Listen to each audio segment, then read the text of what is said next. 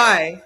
It's our birthday month. Listen, Yay! no preamble, no lube. We got to get right into this. While it's still fresh, wow.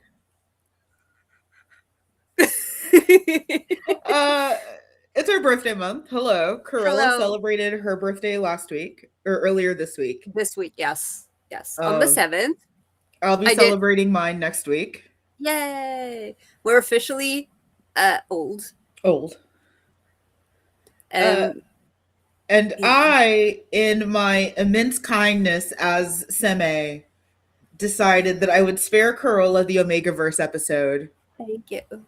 You're gonna get it like right at Christmas. I know, but at least then I'll have time to try to prepare for it. Like, you own so many Omegaverse manga.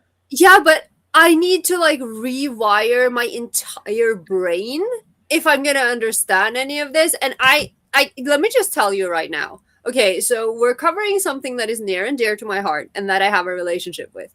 But my brain is so scattered and I am so short on time in this pre-convention crunch season that I would never have survived another topic this month.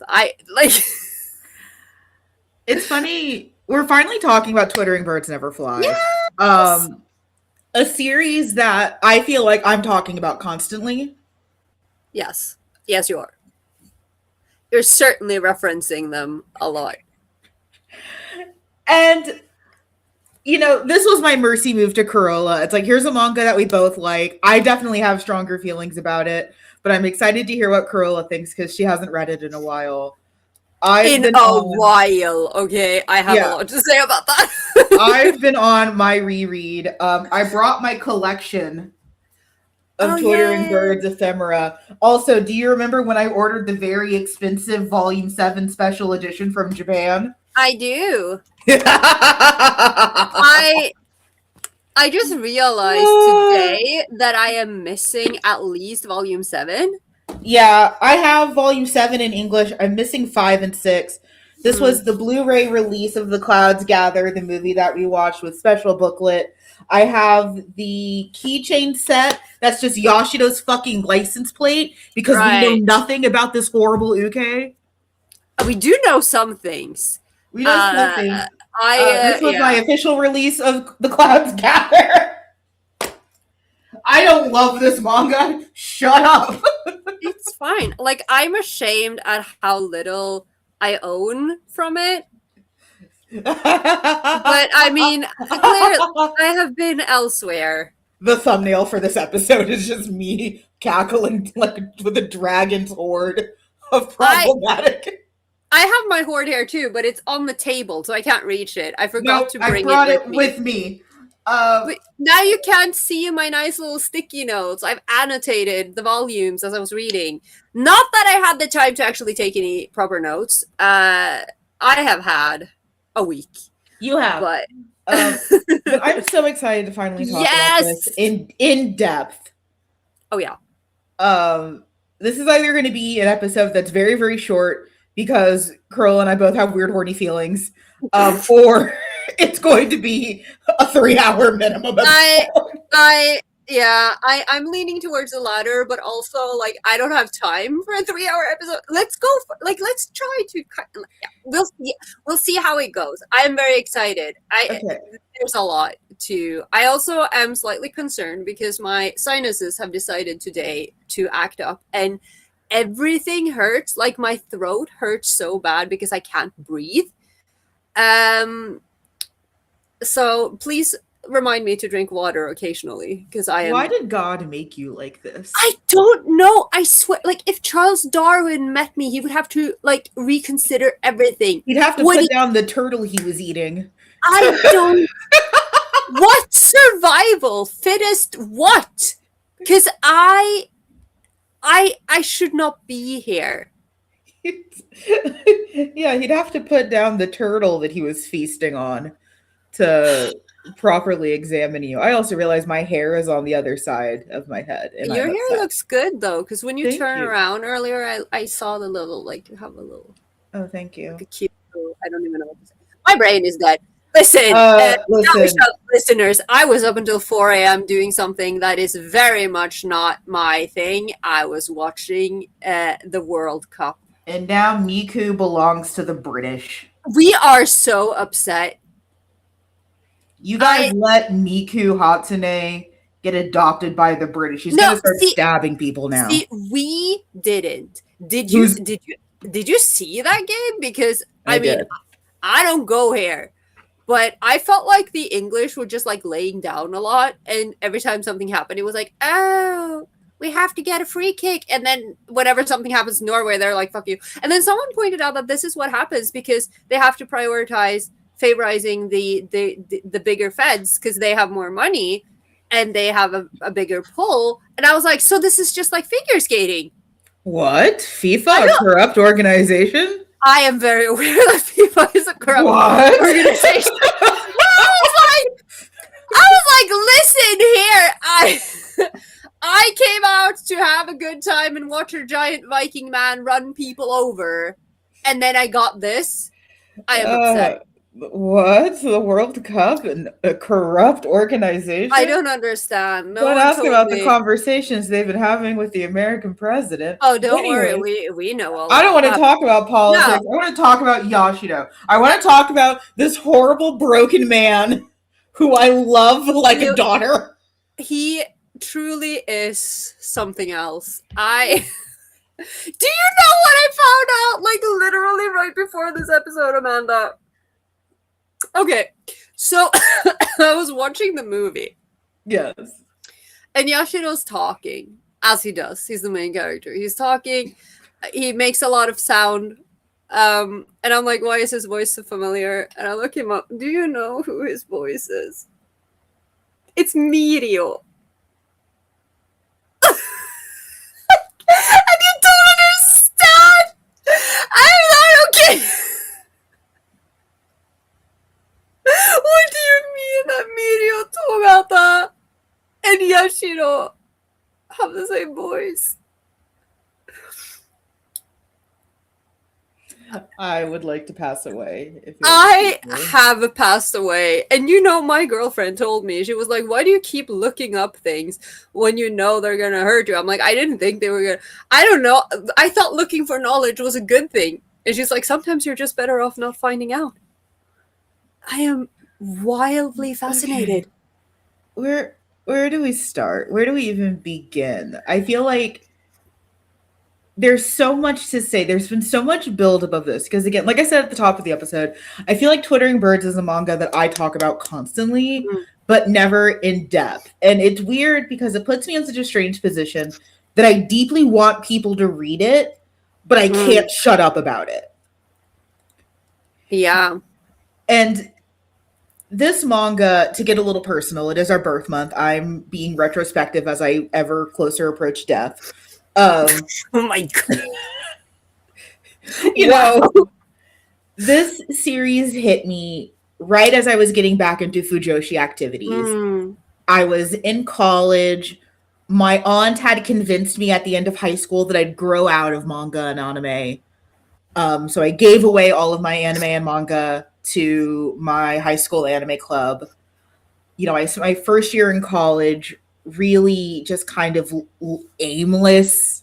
Like I wasn't bad in school, but I was desperately trying to find that adult me that my aunt kept saying was out there, and I couldn't find it. And then I met a friend who was just as much of a weeb as I was, and he reintroduced me to anime and manga. And by then I was role-playing, I had weeb friends, and Twittering Birds Never Fly hit me around the same time the Antique Bakery did. That's interesting. Yeah. Because I thought, yeah, that is really interesting. Because in my head, probably because Antique Bakery is a lot older, I always thought that you already had that internalized. No. Oh, that's interesting. I watched both series in the same dorm room. Wow, okay. Yeah, I was sharing it with two other girls. And I had a lofted bed, so I always had to like hide my screen so it wasn't obvious that I was just straight up like watching pornography. gay pornography at my Catholic university in the all-girls dorm. I'm pretty sure that you were not the only one. In hindsight, no. There were a lot of sapphics at my Catholic university. All of them thought that I was an adorable little lipstick. Interesting take. Of course, I didn't know you then, so I'm just projecting the Amanda of today onto the dick out Amanda of today as an adorable little baby, as an adorable little baby femme. Yeah, it does not compute. There's some disconnect there. I'm struggling. Yeah, they all thought I was a little adorable baby lipstick less. Oh, bless their hearts.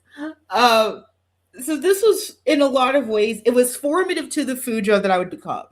Because I already had Fujo roots, again, writing gay shit on, Quizilla and shit like that.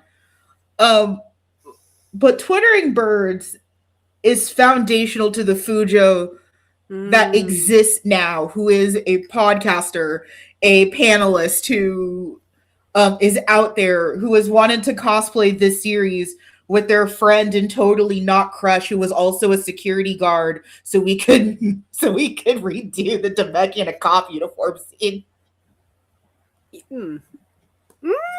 Sounds about right, yes. Because I make an excellent Yashiro. That is concerning, actually. Yes? And the fact that you can see it perfectly. I saw a glimpse into your mind's eye. No, yeah. I have so much love for this series, and I'm so excited to talk about it with a person who I know and trust. Yes. It's I. Wow. All right. Some ground rules. We're covering the first 3 volumes because that's where a majority of the action starts to happen. Yeah. We're also going to be talking about the movie. We have a lot to say about the movie. We also have it very fresh in memory. Amanda already had it seared into hers. I have refreshed my memory literally 45 minutes ago. So if I open the right tab, it's still up. So yeah. And I think the first, it's good because the first 3 volumes, and I also think because the movie covers the first 2 volumes, up to I think it's chapter 7 or something. Yeah. And I think that the way that volume 3, it kind of wraps up a bit of an arc, so I think it's a nice place to leave it off. Plus we would be here literally all day. Correct. And I have some long drawn out thoughts about why we're ending at volume 3 that we'll get to in the section literally titled "What Do We Have Complex Feelings About?" I have a lot of complex feelings, but mostly love. Okay. Is it possible to love someone like Yashiro? I mean, that depends. It depends on what you define as love, because if you're talking about us as absolute rabid Fujin who love horrible flawed men as fictional characters, then yes. If you are someone like Domeki, yeah, we will get to all of that. Yashiro is this whole episode, it's not Jay no Subete, it's Yashiro. No, but listen, I literally have a note, Amanda, on Jay no Subete, because there are some things. Oh my god, I'd kill for a manga that's just Yashiro no Subete. That is literally what it is, though. It is. Every time there's a flashback, it's just Yashiro no Subete. Actually, okay, since we are still only 14 minutes into this episode, consider this your warning. This episode will probably, like a lot of our other episodes, cover some topics and some themes that are not suitable for all listeners and that may be uncomfortable. Consider yourself warned. If you feel squicked, don't be afraid to click away or to skip ahead to the next section. This has been a public service announcement. Yeah, trigger warnings for non-con, dub-con, child abuse, sexual assault, Violence. violent violence. Also, if you're sensitive to like just crime talk in general, like it is when we say it's a Yakuza manga, it is a deeply Yakuza It is manga. a Yakuza manga. Like it is. It's. I was literally thinking about this because it's a BL, but there is so much like Yakuza business talk.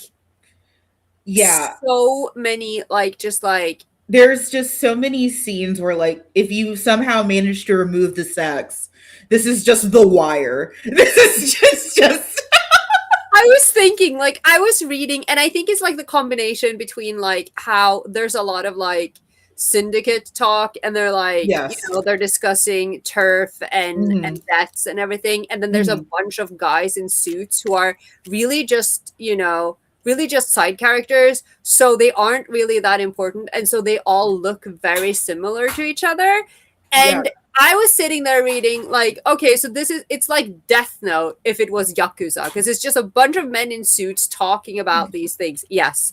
And that's. Speaking of my Death Note card collection from Wafers, I also want Death Note wafers. I can go to the store and buy you some. Yes. Okay. But I yeah, will I take pulled them. I pulled Mellow on one of my first tries. I want one. Do they have Matt? Is Matt included? Because like he's the unloved son of Death Note. Speaking of unloved sons, Ugh. let's Ooh, talk nice. about the mangaka a little bit. Koi Yoneda, Yes. who I think she flies under the radar a lot. She had series before Twittering Birds Never Fly. None of them were quite as successful. I think the closest she gets to a mainstream success is Nights. I actually, I would disagree. You think it's which one do you think it is? No, I think no, because I mean I am also deeply biased because I think one of the reasons I love Twittering Birds is because I already loved Yonadako so much. I think I came in via Nights because they have a similar vibe. It's literally the same character. Yeah, it's literally the same, right? Because I think I initially thought that Twittering Birds was like a spin-off of Night, because that's what it feels like. No, but I have an incredibly huge, deep love for Doshitomo Furutakunai, No Touching at All. And I do like that one. Yeah, and that book was wildly successful, and it was out of print for the longest time. Like I had to go through hell to get my hands on an English copy of that manga, only for it to get a republication like a year later. And they also made a live action movie out of that one. They did. It's not the greatest, but I have so much love for Doshitomo Furutakunai, which also has a sequel, which isn't as good. But since there are 2 volumes, it does count, I think, as a series. But yeah, so for me, like Yonedako is one of my like all-time favorite mangaka, at least from that like era, because this was like you were talking about like you were in college. I was, I never had that I never had that forced normalization period where I had to like give up everything I loved and try to become a normie for a while. I was already like I was deep in nerddom and fandom and Fujo life, and this was, I think, like this was in my Tumblr era doing my Man Sex Monday posts, and it was like I was reading a lot of Yonoda Ko, Yamamoto Kotutsuko, and also Ogawa Chise, because I believe Cast Heaven was quite new at the same time, so these were like all like they were all sort of like overlapping. So I read a lot of Yonedako. And also I found out at some point that I wonder if that was really like my first time reading her, that she made a Hidan and Kakuzu dojin. And I think that might have been the first thing I ever read from her, but before I knew that was her. Because I'm so mad that checks perfectly. Right? Because I looked it up, right? Because I looked it up and I was like, I know I've read this dojin. I remember it. I have it on a hard drive somewhere. And if you look at Hidan on the cover, like he could be Yashiro. Like it is so funny. I hate how much that checks. I'm Right? so mad. She also did a Kakairu one, which is less checks out less, but the Hidon and No, it Kakairu still one, that is checks. so fucking on brand. That's And I think that was my first time reading her, like way back when, and I had no idea who she was. well, and I think that's what's interesting about her is that she reminds me of a lot of mangaka that we talked about recently, where there's two paths that you're introduced to with her. Is Yeah. either you get no touching at all, or you get twittering birds. Yeah. And while you can, in hindsight, see some overlap, she likes these kind of like stoic, closed off characters. Hmm. She likes this very like rigid seme uke design. She likes straight men who are not, in fact, actually gay. She loves a straight man who's just dicking down dudes. Yeah. That is a thing. She loves a man who will swear till his dying breath that he's straight, balls deep in another Oh, man's yeah. ass. Yeah. You know, she definitely has a type. She But does. depending on which path you found her in, I think you can tell a lot about a person. So for me, while I did read No Touching at All, and I did Yeah. read, I think, for other fluffier stuff, it was Nights that stole me in, Yeah. and then not volume 7, Twittering Birds that sealed the deal. Yeah. No, but and I think I mentioned this in an earlier episode. I have this weird thing where I think it's because I read them relatively at the same time and they have like a similar subject matter, but I always connected Nights to Natsuki Kizu's Links. Natsuki Kizu being the author of Given. And there's just something about those two one shots that I don't know, I've always connected them. And in my head, I think I've just like kind of like made it like this is all happening in the same universe. In my head, these are I don't even know what it is. But yeah, Natsuki Kizu was also part of that whole. I wouldn't fight you on this, but yeah, Yeah. Koneda Sensei is amazing. If you like anything that we say about Twittering Birds, I definitely recommend you pick up some of her work. Again, Oh, yeah. I think Nights is very approachable.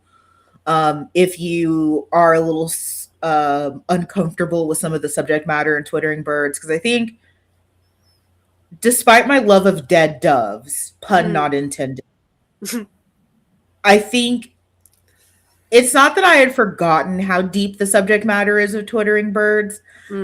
I think I just got so acclimatized to it that I realize now this is a very heavy series to talk about as much as I do and to push on people as much as I do.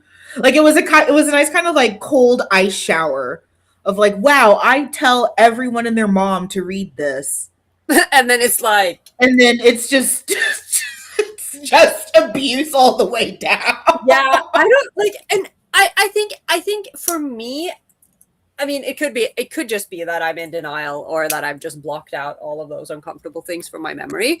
But I genuinely also think like when I say I haven't read this in a while, It's like been a I long mean, time. okay, because when I went to get my volumes out of my shelf, Mhm. they were all still plastic wrapped. So I've actually never read the volumes that I own because I was reading Twittering Birds as it was coming out in Japan. I mean, it's still coming out in Japan because it's never going to end, but it was coming out and they had just started scanlating it. So I was reading chapter by chapter, and these chapters, okay, so for the first 2 volumes in particular, these chapters are long.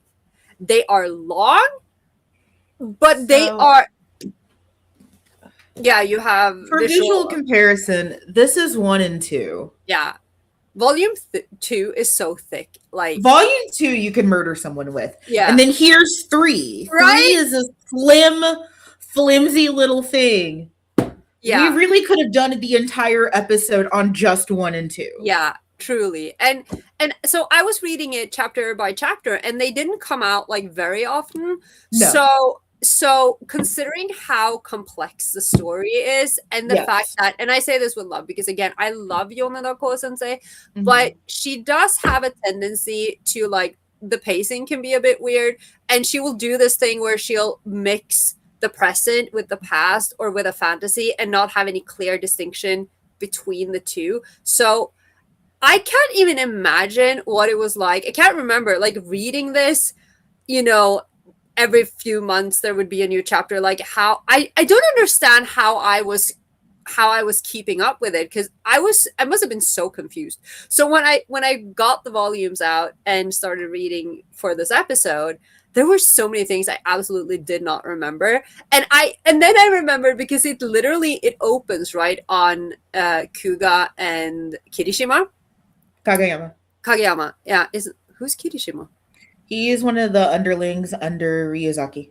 Oh yeah, okay, yeah. No, I was gonna say Kageyama, but then I started thinking about Haikyuu and I got confused. No, so so it opens on them, and I think that because visually they are very much my type, and I think that was what drew me in when I first started reading it. And then all of a sudden it's about this other dude, and I think I was so confused when I was first reading this, like way back when. Well, and I'll let this slip because we're out of order entirely. We just started gushing. Yashiro is such an interesting character because I've never met a fictional character who feels less like a character and more like the actual narrator. Yeah. Like there's a realness to him that is kind of uncanny. Yeah. And it's straight because like you start on what is this very, very intimate act between Kageyama and Kuga. Or if I recall more properly, it's Kuga beating the shit out of someone. Yeah, and then and then they later have sex because that's so hot, apparently. Well, and remember, because Kageyama is not gay, he just has a deep fetish for burn scars, and totally did not want to have a relationship with this host. You know how we always say, like, there are things that we absolutely hate, but if it's an author that you love, we'll let them get away with it. Listen, I'll accept a lot of things, apparently, if it's I hate that trope so much, and I'm gonna save more of those feelings for things we have complicated feelings about. I fucking hate that trope so much, and I sure did swallow that down for an hour and a half while I was reading last night. I just I mean, I've just gotten so used. I've said this before. Like, I am an expert at just going la la la and like pretending. Like, no, this is fine. I have seen nothing. I swallowed that down harder than men I've gone to bed with, and I just let it sit bitter in my gut. I feel like that's exactly what Kageyama was doing too, though, to be fair. But so, plot. Where do we even fucking start? Sometimes I ask myself, what is the plot? And again, I say that with love, because sometimes I swear the manga, because it's like a slice of life, but it's full of murder and violence and yakuza and sex. And it is. There is a through line plot. Yeah. But I feel like it takes a while to be established, so you're kind of reading without actually knowing where you're supposed to be. I do agree with you. It does feel like a very listless, sort of almost like 4-Koma style for a little while. That it's just like, here's day-to-day slice of life things going on in this office full of yakuza. And it's like so unhinged. It's so unhinged, and you learn so much about these characters so fast. So much of it is done in just dialogue and sight gag. Yeah. Getting ahead of ourselves. So the plot, Yashiro is pretty much a young second in command for Yakuza Corporation. And he is not okay. He thinks he's okay. He thinks he's great. I think if you ask him, he's having a great time. He loves his job. He says as much. He says as much regularly. Yeah, he does. Like, he's doing great. So he works underneath another boss, Misumi-san. There is currently within their groups a fracture between Yashiro's group and another group headed by Hirata-san. Misumi is going to be elected as a new department head and is planning on taking Yashiro with him instead of Hirata, even though Hirata is technically more senior Yeah. than And Yashido. yeah, and Hirata is like comparing this to skipping over your biological son to give the position to your grandmother's whore daughter. Which is what Yashido is. Yeah. So There that's is there is talk in the office that Misumi is doing this because he and Yashido used to be a thing. That is the softest way that I can put it. almost as soft as Domeki. No, but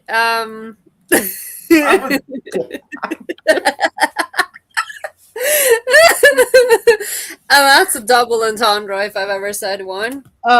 So we meet pretty in the middle of this drama, or at the start of this drama.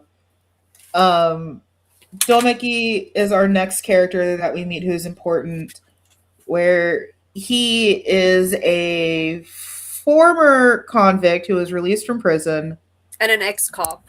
and a former cop. Bless his heart, has not a light behind his eyes. Do you ever look at Domeki and think of Chikage? Or is that just me?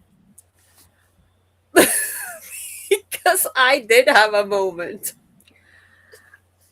The thing though is that Domeki actually is really smart. Yeah. He just kind of plays aloof and detached. He's actually, Yeah, no. spoilers for later volumes, he's playing 3D chess. he's playing 3D chess with folks. He's actually not dumb at all. But I love that man. But I love him. I love him. I don't know. But I think it's not necessarily because he does play dumb, which he isn't.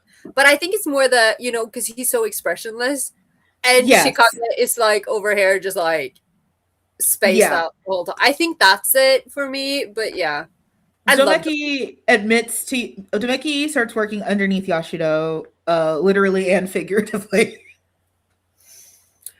On paper, Domeki becomes Yashiro's bodyguard. Yes. He has a lot of interesting tasks that I'm not sure how fit into that job description, but... And the plot revolves around their budding relationship, exploring both of their pasts, because, oh boy. Oh, these men have pasts, okay? And further getting along in the through line of this battle for Yakuza secession and who's going to take over in Misumi's place. Again, I feel like if you ripped out the homosex, this reads a lot like The Wire or The Sopranos. Yeah. It's a lot of nitty-gritty Yakuza stuff. I do think it helps knowing a little bit about the Yakuza to better appreciate some of these things. I'm very, very big on, if you're reading something, you need to be a little bit of an expert about it. While not understanding how the Yakuza functions is not a mandatory requirement to enjoy hot man sex, it deepens some of the bonds and some of the formalities that happen around the plot. I think understanding that structure, again, like when Hinata compares Yashido going up for promotion over him, that deep familial sense is greatly ingrained into every part of the Yakuza. Yeah. Also, knowing the Yakuza means there are translation issues that drive you mad. Oh, yeah.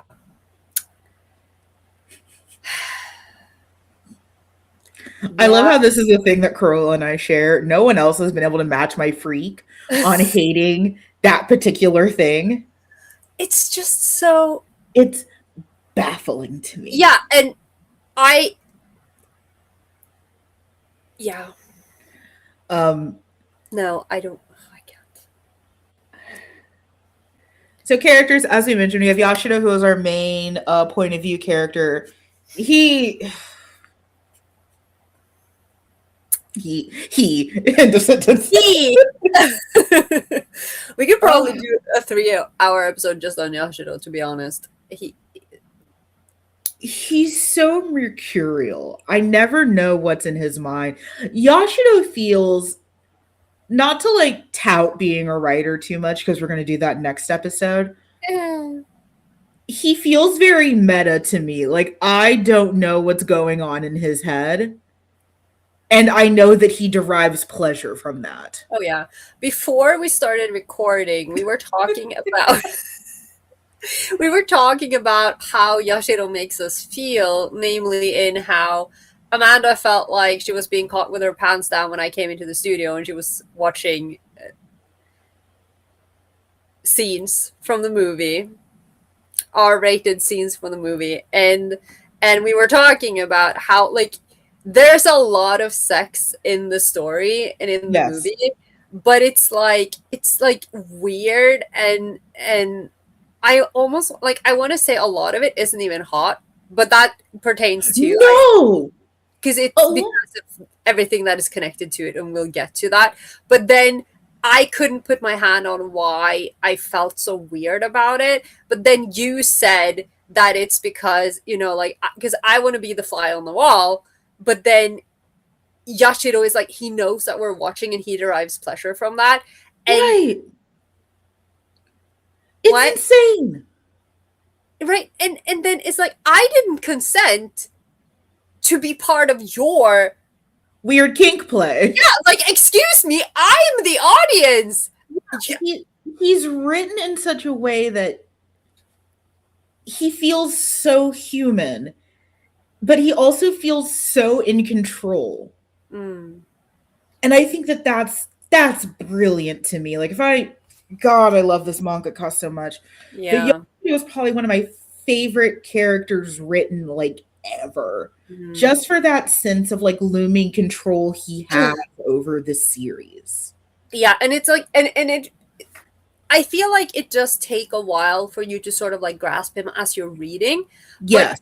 But the way that he is portrayed, right? Because, like, right from the get-go, we are presented with a character who is like, you know, so he's this, on one hand, he's this young, beautiful man who has a lot of power, even though, like, at his level, at his age, he shouldn't have that power. And then it's like, and then that is juxtaposed with how everyone's sort of like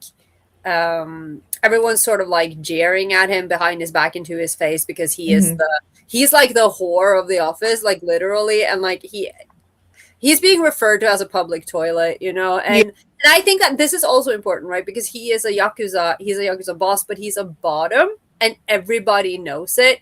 And that tends to be, you know, again, because going back to all of this, like, misogyny and all of these things, like, we will get more into that, but what is associated with taking it up the ass is shame, right? But he's so shameless about it, and everyone's kind of like, everyone knows it, and everyone's like talking about him in a derogatory way, while also having so much respect for him. And the way that they are talking about how you can't read him at all, that comes out so quickly that, you know, it does. No one can read him. Like, even the fact that when he's like blackout drunk when he's drinking with I think it's Ryusagi, and they can't, like, and suddenly he just passes out because you can't. Oh, that's with Misumi as well. Oh, it's me, yeah. And it's like they can't, because he doesn't show anything. He is an unreadable mask. And he is so calculating, and he may seem like he's just, like, fooling around and whatever, but he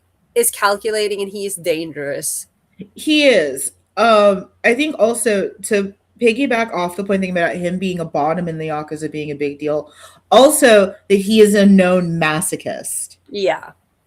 That he enjoys receiving pain quite a bit. Though one would argue his masochism is to the point of sadism. Yeah. That he enacts on others. And he does say that, like, oh, yes, maybe I'm a little bit of a sadist as well. Yeah. He's a lot of a sadist. I don't know, dude. You tell me. I'm just reading this. But he's so complex and yet so hollow. What you see is what you get. But then not at all. Yeah. he is really interesting, and he's like, it's very hard to describe. Like,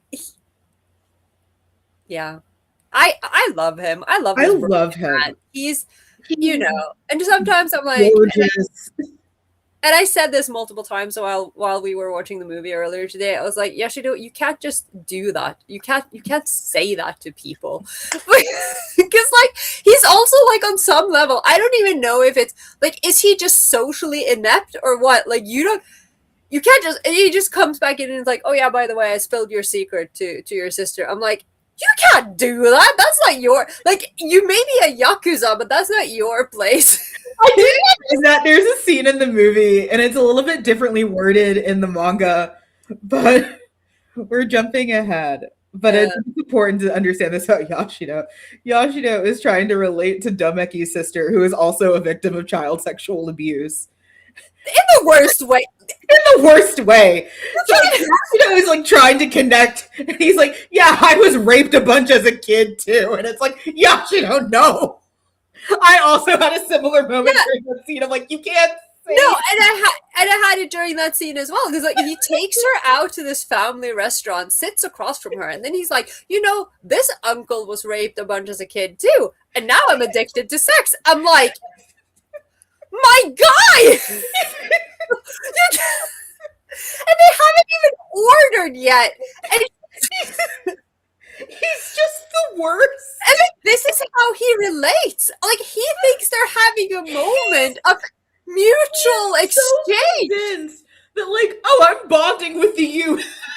No, it's like the worst "how you doing, fellow kids" moment ever. It's like, Yashiro, shut up. He's so awful. I love him, but I like, kept saying that over and over again. you're just looking at him like, why? You can't just say that. Oh, sorry. What? Fire. Oh no, don't light things on fire. No, I was enjoying it. Okay. What about me is shocked that I'm a bit of a pyro? I'm not shocked. I just don't necessarily think you need to light yourself on fire while we're recording. I wasn't going to. This actually, funny enough, this is the lighter I got in Japan. Would have had an accident. Sure. Yashido's great. I love him, but also he's going to hell. Yeah, but it's fine because we'll be there with him, and we're gonna have a great time. Domeki, of course, is Yashido's love interest. Well, technically, it's the other way around. Yeah. Yashido gets kind of swept along in Domeki's feelings for him, but Domeki, of course, this is kind of spoilery for later versions of the manga. He's playing a very calculated long game of being kind of dumb and oblivious. Mm.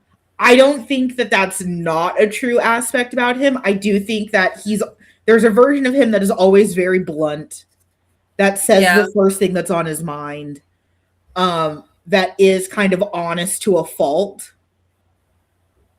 And, for someone like Yashido who speaks in riddles like he's a bridge troll. Except for when he says, these completely unhinged, socially unacceptable things. Right. He speaks in riddle and sexual innuendo like he's some kind of bridge-dwelling gremlin. Domeki's bluntness is really something that he's not prepared to deal with. Mm. And it's like, because Domeki is like, on one hand, he is very much like this stoic, quiet type, but it's like, he doesn't say much. But when he speaks, it just like falls out. Yeah. He's very forthcoming until he's not. Yeah. He's very blunt, except for when he isn't. Domeki is such a great foil to Yashido because he seems to match everything that Yashido isn't, but also is. Again, since we're reading only into volume 3, we won't get into that too much. But in later volumes, Domeki has his own arcs by himself, where clearly being a former cop meant nothing to him, and he's just having fun being a crime boss for a while. I mean, I mean, yeah, and I mean, either way, like whether you know whether he is like playing a long game or because he isn't what he seems, but at the same time, there is one thing that Domeki is. He is a pathetic simp, and I love him. Yeah, he falls pretty hard and fast for Yashido. Um, which, based on how we've been talking about him, I don't know what anyone could see as unattractive about him. I mean, he's a very beautiful man. I mean, the thing is, because um Domeki sees Yashiro once Yes, coming out of a building, and yes. he's like, oh wow, he's beautiful. And then Mhm. at that moment, he just decides that, yeah, this is what I'm gonna do. Because Yeah, initially, that's what I'm gonna do. yeah, that's what I'm gonna do. No, and Domeki, initially, Domeki, because he goes to jail, he's a cop, he goes to jail, he comes out of jail, and he needs to get money fast. And so Mhm, he says, like, it's not that he chose the Yakuza because it was Yakuza. He doesn't really, mhm. even if he used to be a cop, he doesn't really care, Yakuza or not. But Right. he did initially think, at least so he says, that he was joining a normal finance Yeah, company. he thought he was working for like a normal bank, and it was like, Yeah. oh, I mean, I don't.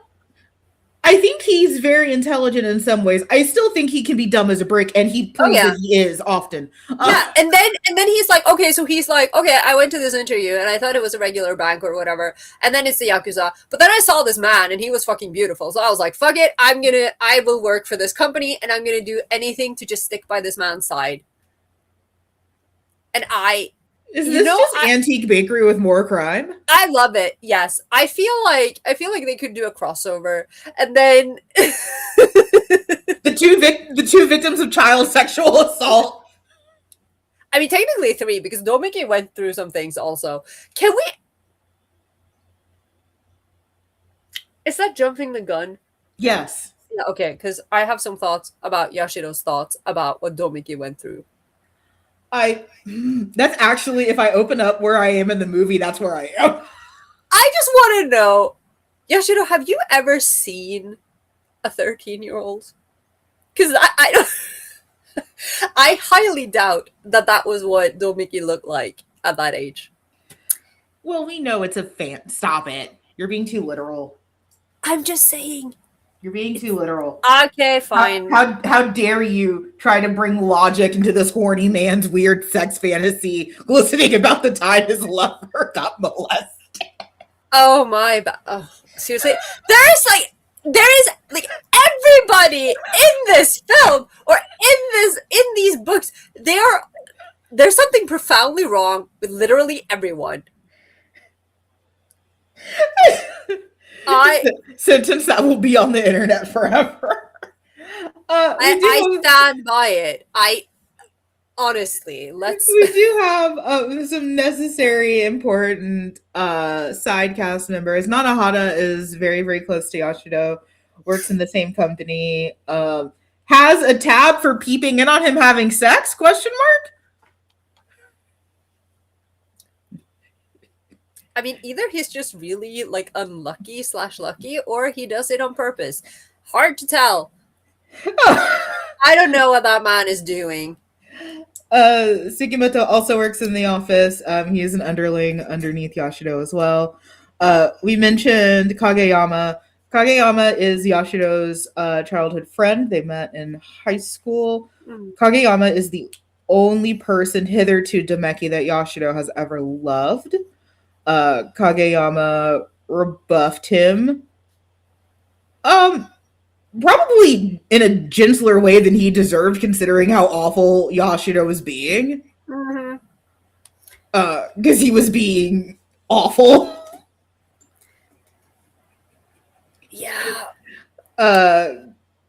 Kuga is a very violent young man who likes beating people up. Yashido wants him figuratively for the group and explicitly for sex, even though they're both bottoms. That's a one shot I would pay to see. I just keep thinking of that Watanabe Ashiya. I think it's in Kadoshi Glamorous where the tops allowing the bottoms to have sex with each other because it's just lesbian sex, and then they don't really know what to do. It's very. I know you're not listening, Yanada Sensei, but I would pay cash money for a Jojen. Listen, I support this project. I will read it. I will put money. I will put my money where my mouth is. Don't worry. I just had a birthday. I have some cash. I'll pay you. I know nothing fruitful will come of this meeting, but I would pay cash money just to watch these two fucking bottoms try to figure it out. You know, it's like I wish. I love Kuga because I Kuga's would great. because Kuga is, you know, has this like thuggish appearance. He's a host. He is, you know, he's a violent young man who speaks to my tastes. I He love is him. not a host. He looks like a host. That's what he's like that's what he does initially. He works like host clubs. And Yeah, then doing other things, but yeah, from what I understand, he was never explicitly doing the sex work part of it. yeah, that might be, but Because he's a virgin when he and Kageyama. Yeah, but you don't have to actually do the sex work to be a host. Listen, a host club, they formally speaking, they do not prostitute themselves. They just pour the drinks and sing karaoke. Okay, that is what they do. Yeah, and soap lands are just about baths. Yes, on paper. Hard squint. they have some rules. They are not. They are paper thin, but they are there. You're not gonna out Yakuza me. No, I'm just saying in theory. I know technically he could be a host and still be a virgin. However, look at that face and what that mouth do. I love that boy. Can we also just like talk for a second about Kageyama and how he's like, it isn't Kageyama. It's actually Yashiro who says it about Kageyama that like this man, you know, he will accept this man and his weird, you know, all of his strange fetishes for like scars and keloids and all of these things. But then when Kageyama says that Yashiro is his best friend, that's gross. Yes. I love that is like, I will let you lick my scar tissue, but you called me your best friend. That is disgusting. Yoshino is so affronted during their high school years by any time that Kageyama tries to have a real emotion. Yeah. Like, I have never seen a character more viscerally react outside of myself, which is why I relate to him so strongly, is just trying to deflect from any real emotion by being a shithead. Yashiro, like, I'm just deeply concerned for how Yashiro is handling his life at that age. He reminds me so much of myself. I feel like maybe you were slightly better off than whatever the hell that man was trying to do. I mean, slightly, but like, yeah, I was definitely, because like, it reminds me of the time that, like, in my early 20s when I was watching this, like right after my mom died, that I was just desperate to not feel anything. I threw myself into work. I overdid it with my studies. I was constantly cracking jokes. I didn't want to feel anything. Anytime someone would get too close to that molten hot core, I would just say something abhorrent, something shock value, something to get them off of that and make them go away because I couldn't process those feelings. Yeah, Yashiro ended up being somewhat therapeutic for me, as many a blonde, broken anime boy is. Yeah. We're getting... The list is growing. Or, like, the list is long. It's not growing. I was about to say, we've known he's been on the list for a long time. Yeah, clearly. I think the on-air list is growing. For us, it's been there. For us, we know. Again, there are other supporting Yakuza members. Some of them are important, some of them are not. I will say, especially when you're reading the manga, they all blend together into an amorphous blob of someone fucking Yashiro. Struggle so hard with so many of these characters. It is... I think the movie does a better job of giving them all, like, again, unique voices, unique mannerisms and how they move and how they talk. There are And some even just like characters, yes. stuff like hair colors, just like they are more easy to distinguish. Right. Or like making Sugimoto's freckles stand out. Just something small that helps because in the manga, especially, they are all just an amorphous blob of yes boss. Yeah, and I feel like I don't know, this might also be in the Japanese version, because I'm assuming that the translators wouldn't just cut names out, but they very rarely refer to each other by name in situations where you have multiple people talking. So just have this blob of suit-clad men with very similar hairstyles talking to each other, but nobody like, and if they do refer to each other, they will say things like bro, which again, I hate it when they translate aniki to bro. That is not the same vibe. That is not the same thing. Okay? It is not. No. And so it's like a lot of the time I have no idea who's talking to who. I don't know who these people are. There's a kidnapping plot at some point, and I'm like, wait, who am I looking at right? What is happening right now? Well, like Yashio's men are perpetually being injured by Ryuzaki's men, and it's like, which one? Oh, it's not Ohara? Okay. I care about this one. I care about this one. Oh, it's so interesting that like there's this like amorphous blob of like attendants. I only know Ryuzaki so well because Yashiro won't shut up about his dick. But there are so many dicks in Yashiro's There are, but he talks about Ryuzaki's dick for a particular reason. Yes. But he doesn't in the film, though. No, they translate that out. Because, like, I have some thoughts. I feel like we've been robbed. Of Ryuzaki's pearlings? We've been robbed? Yes, I have been robbed of the pearlings. I would like to have a conversation. Hello?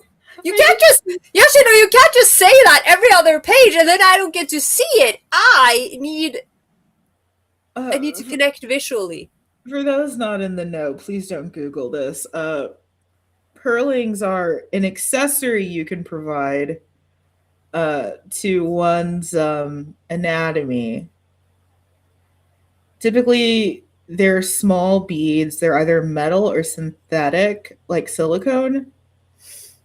And they usually represent, I believe it's a number. It's translated to like a number of year in jail or something like that. Like it's translated directly to like something that happened. I don't think it's always murder or body count. I think it's tied specifically to prison. So it is an interesting adaptation that Yashiro talks about frequently. Yeah. That, for whatever reason, got translated out of the movie as if that makes it better. There are several things that are left out in the movie as if that softens it, pun not intended.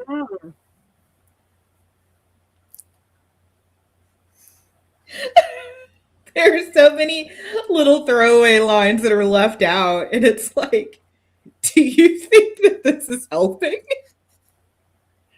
Is it suddenly not raunchy? I think that the amount of sex scenes that they left in the movie kind of obliterates whatever the hell they were trying to do by not including a lot of these things. Because, like,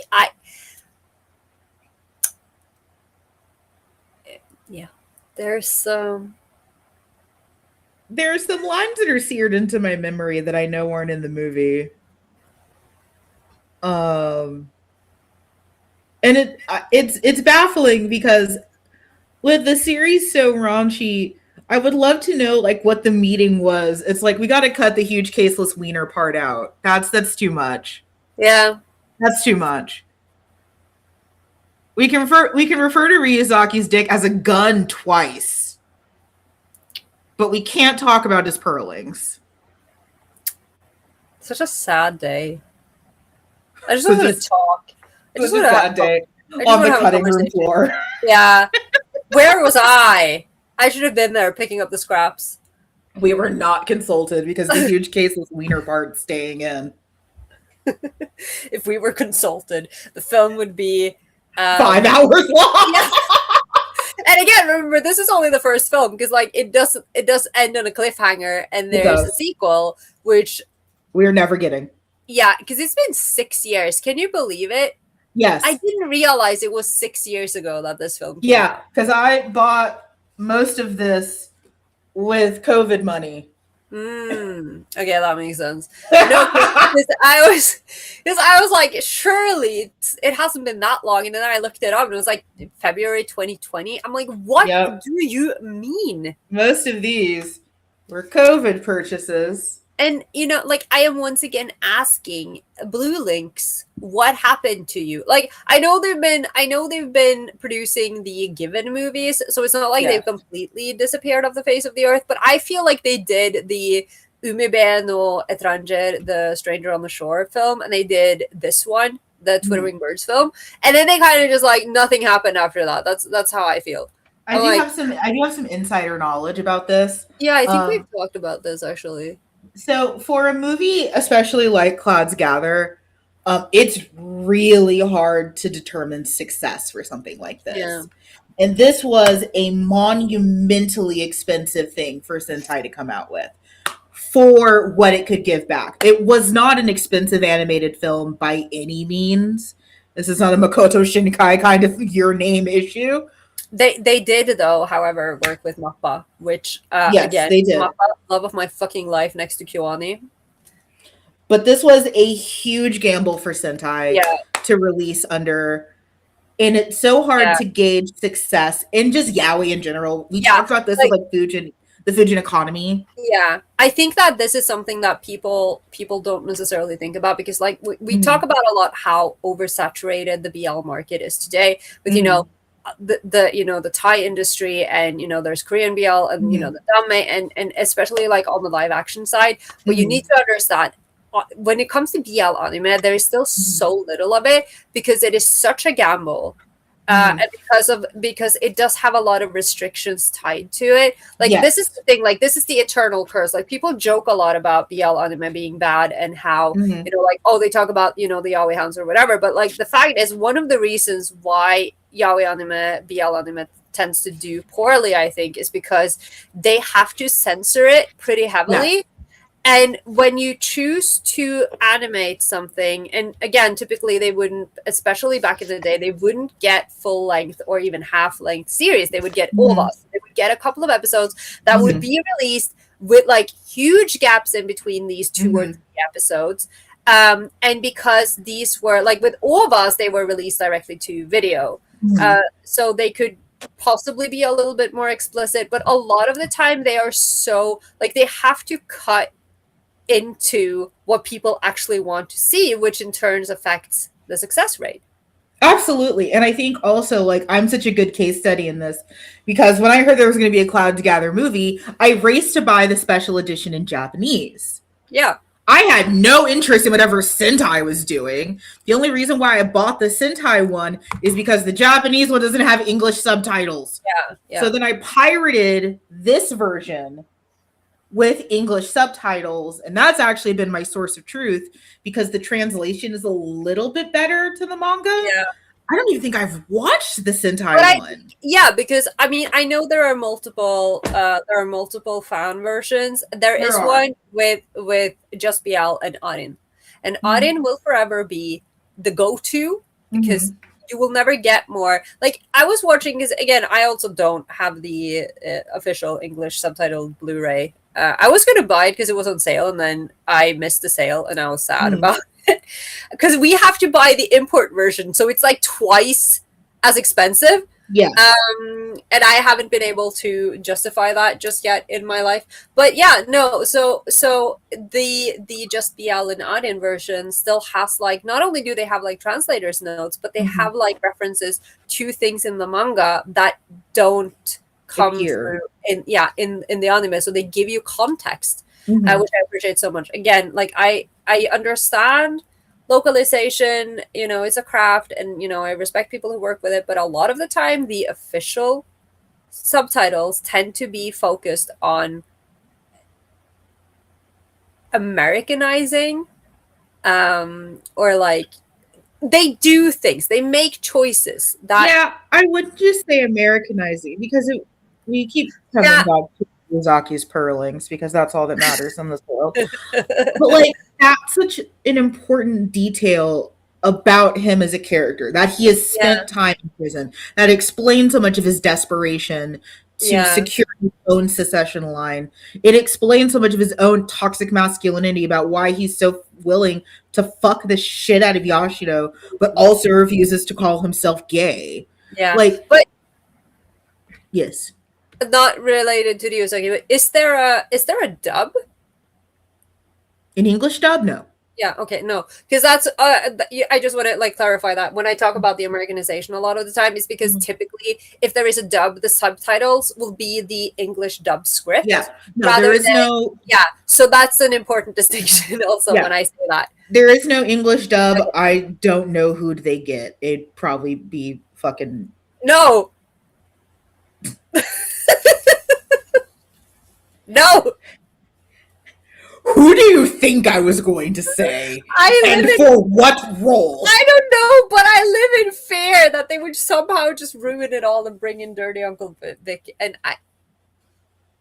Dirty Uncle Vic doing his Fi voice for Yashido. Yeah, cringe. Hate it. I'm sorry I didn't. Go on about Ryuzaki. Tell us more about Ryuzaki, Amanda, because that was much nicer than this, whatever the hell this Why do was. we keep complimenting Ryuzaki's dick? I just want to know about the Tell me about the purlings, Amanda. Can I be allowed to hyperfixate for 2 seconds? Is that illegal though? Like I'm sorry, but Yashiro brought it up enough times for me to be curious. He did this to me. I was fine. I was perfectly normal. Well, no, but I was going into this with a fresh mind, ready for whatever it was thrown at me, and then I was robbed. And Yashido says the sentence, I've cleared my ass's schedule for a week for those precious purlings. And then then the whole nothing. world collapsed. I'm like, excuse me, can we? No, okay. Yeah, and then the whole world collapsed in on itself. But no, like that's such an interesting part of his character that does so much talking without him talking about it. Yeah. Like that alone does so much talking. Yeah. About his character. And again, like in such a raunchy film, because we have to talk about the movie at least a little bit right now. For a BL animated release, this is porn. Yeah, I was just saying, I think this of the newer releases, okay, because sensitive pornograph is in a category of its own. Of the newer releases, there's this and there's the Yarichin OVA. Yes. Because there's a lot of sex. This is and also this is surprising because this film is 1 hour 25 minutes, which is quite long. Like that is a full length movie, which it is. I don't know what you listeners know about BL films, but yeah, they're usually like 45 minutes on a good day. Yeah, like an anime film, a BL film will often be like 45 minutes. They'll call it a movie, but it's actually just an OVA. Mm-hmm. And then you'll have like live action BLs back in the day. I've said this a million times. They had a runtime of 70 minutes, so just over 1 hour, where nothing happened. So for this to actually get like a full length feature, and they were able to incorporate quite a lot from the manga into it in a way that made the film make sense. I think that the way that they do it in the film clears up a lot of things, because again, you're right, they do leave out things because obviously you can't, it's not a one-to-one adaptation because that would be impossible. But the way that they do it and the way that they've tied the strings together to make this into a more coherent story where you can follow the plot, I think, easier to a certain extent than parts of the manga, and I appreciate that. But with that said, there's a lot of sex, and yeah, there's a lot of sex. The language, yes, but we'll get to that. The language does feel a little toned down. It's I know I've been dealing with that with like Uma Musume a little bit because I'm going to talk about Uma Musume. Leave me alone. But like translating kuso as like damn, it's Mm. like, can you translate kuso as damn? Yeah. Is that what it means most of the time? No. Might want to go a little stronger. Yeah. like, Yeah, and and also just stuff like, at the top of my head, there's a scene where someone refers to Yashiro as mesu. So mesu mhm, in Japanese is the word for female animal. So like you would mhm, say mesubuta, like female pig. This mhm, is a very derogatory way of saying woman, or like mhm, that someone is feminine. But they have translated it into bitch, which first of all, um that's a choice, because bitch, the connotation in English is obviously different. And then again, mhm, if you call someone a bitchy in Japanese, you mean that they're a slut. And mhm, they do mean that Yashiro is a slut and that he is slut derogatory, but mhm. that, like, that translation, it's it doesn't, yeah, like calling him a mesu is quite, like, that's quite harsh. Yeah, Even there's though, I a mean, and this man is a hoe, like, don't get me wrong. That's a badge he carries with honor. Don't worry. it there are some fascinating choices. I think the movie is one of the better BL movies I've ever seen. It's definitely up there on my list. But like, But there aren't that many to choose from, though. Let's be I was fair. going to say like, but it's by default in a lot of ways because like now having the manga so fresh in my mind and going to the movie, I do like having like a canon voice for Yashiro. I do like Yeah, having a canon voice for Domeki. Um, but there are these weird choices to soften. yeah. And it's like if Sentai, I know you're not listening. If you were that worried, you picked the wrong series. But like, again, like, this is me ranting about animation in general, like, not Sentai, but just like, again, I just think it's so fascinating with BL getting, what BL gets picked up to be animated, Mm-hmm. and then they censor the hell out of it because it's just too much, or, Mm-hmm. or they choose. And again, I've said this so many times on this podcast, like, if you look at and we did a whole episode on, Ye Old Ovas, on the Mm-hmm. classic BL Ovas, and how so many of them are just like, they are so full of dub and non-con and literal sexual assault, Mm-hmm. and then it's supposed to be played off as BL, like boys love, and then Mm-hmm. and then they also censor, like, it's so strange, like, either they pick like the most violent and traumatizing stories to animate, or they pick stuff that actually has like consensual couples or whatever, and then they just censor the hell out of it because god forbid we show that. Well, I had to watch a man get tied up and screwed with a corn cob and a bottle, and somehow that was fine. Okay, I'd like to pause for a second. No one made you do that. No, but No one. and again, I rewatched Fake quite recently. No, not Fake. Boku no Sexual Harassment quite I was gonna say recently. that's topic. Yeah, no, I Wait, don't know. what fake you're reading? I don't know. It was just because I started thinking about one I guy. don't know what bootleg version of fake you have.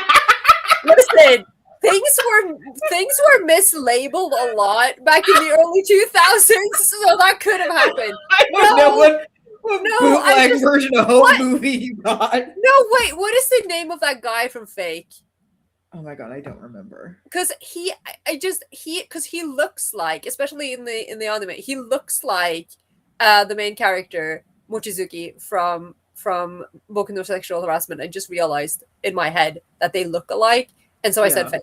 I meant Boku no Sexual Harassment. Now I know that no one held a gun to my head, but again, I did rewatch it quite recently, and it isn't as bad as I remembered. It actually is quite, like, I don't know, it kind of holds up quite nicely. We talked about this, but yeah, I just think it's fascinating the choices that they make when they animate these types of stories. Like, what did you expect? Yeah, it's very hard to judge success.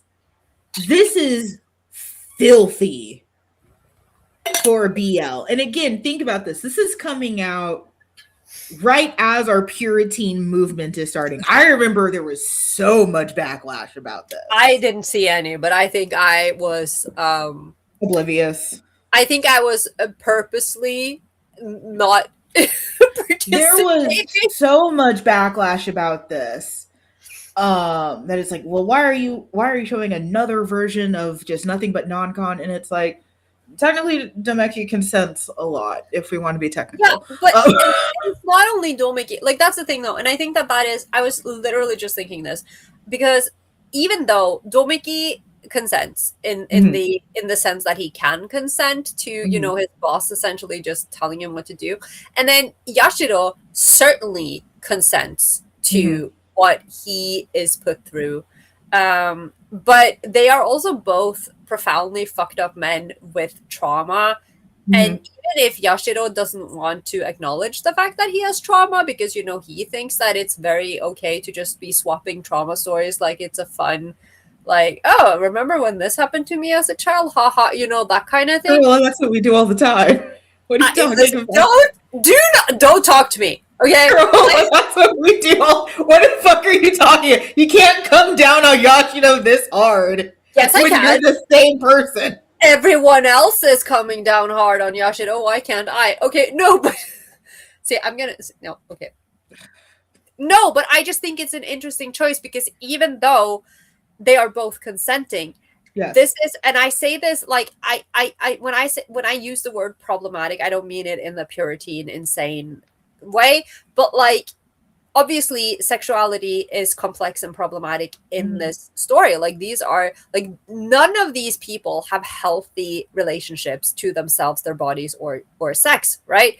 And but it's one of those things where it's like it we do know that in the entertainment industry somehow there are certain forms of sexual content that are more acceptable to Mhm. show than others, and sexual violence as a plot point, as a Mhm. way to build a character arc or whatever, is still widely considered to be acceptable or even necessary. And that versus having a especially emasculated effeminate character actually enjoying themselves just for the sake of doing it versus putting some trauma in there. I don't know, let's just say. Groans in Phoenix moment. Yeah, yeah, I'm just saying. But no, I think the other big thing that goes into something that we love a lot about this is that this is a really, really fascinating treatise on hypermasculinity. Mm-hmm. The aforementioned buckets of men Yeah, who are all sleeping with each other. and none of them are gay. Not a Everyone is single one. like the internalized homophobia and compet is real, but they're all just like swimming in each other's like juices. I don't even. It is. Yeah. Because we may have buried the lead here, but despite Yashido's advances towards Domeki, Domeki is notably impotent. He cannot get it up. That also plays very deeply into this overarching theme of hypermasculinity. You look at a guy like Domeki who's younger than Yashido, who is objectively good looking, even if he's Hang dumb on. as a brick. It's gonna. What?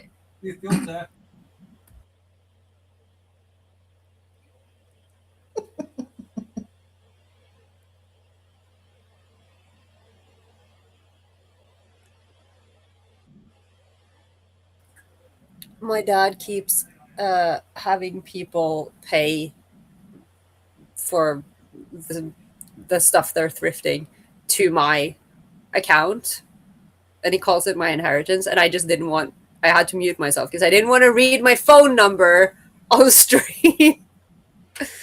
You didn't want us to dox you? Got it. Uh, I would love to not be doxxed today. Thank you very much. I have enough problems.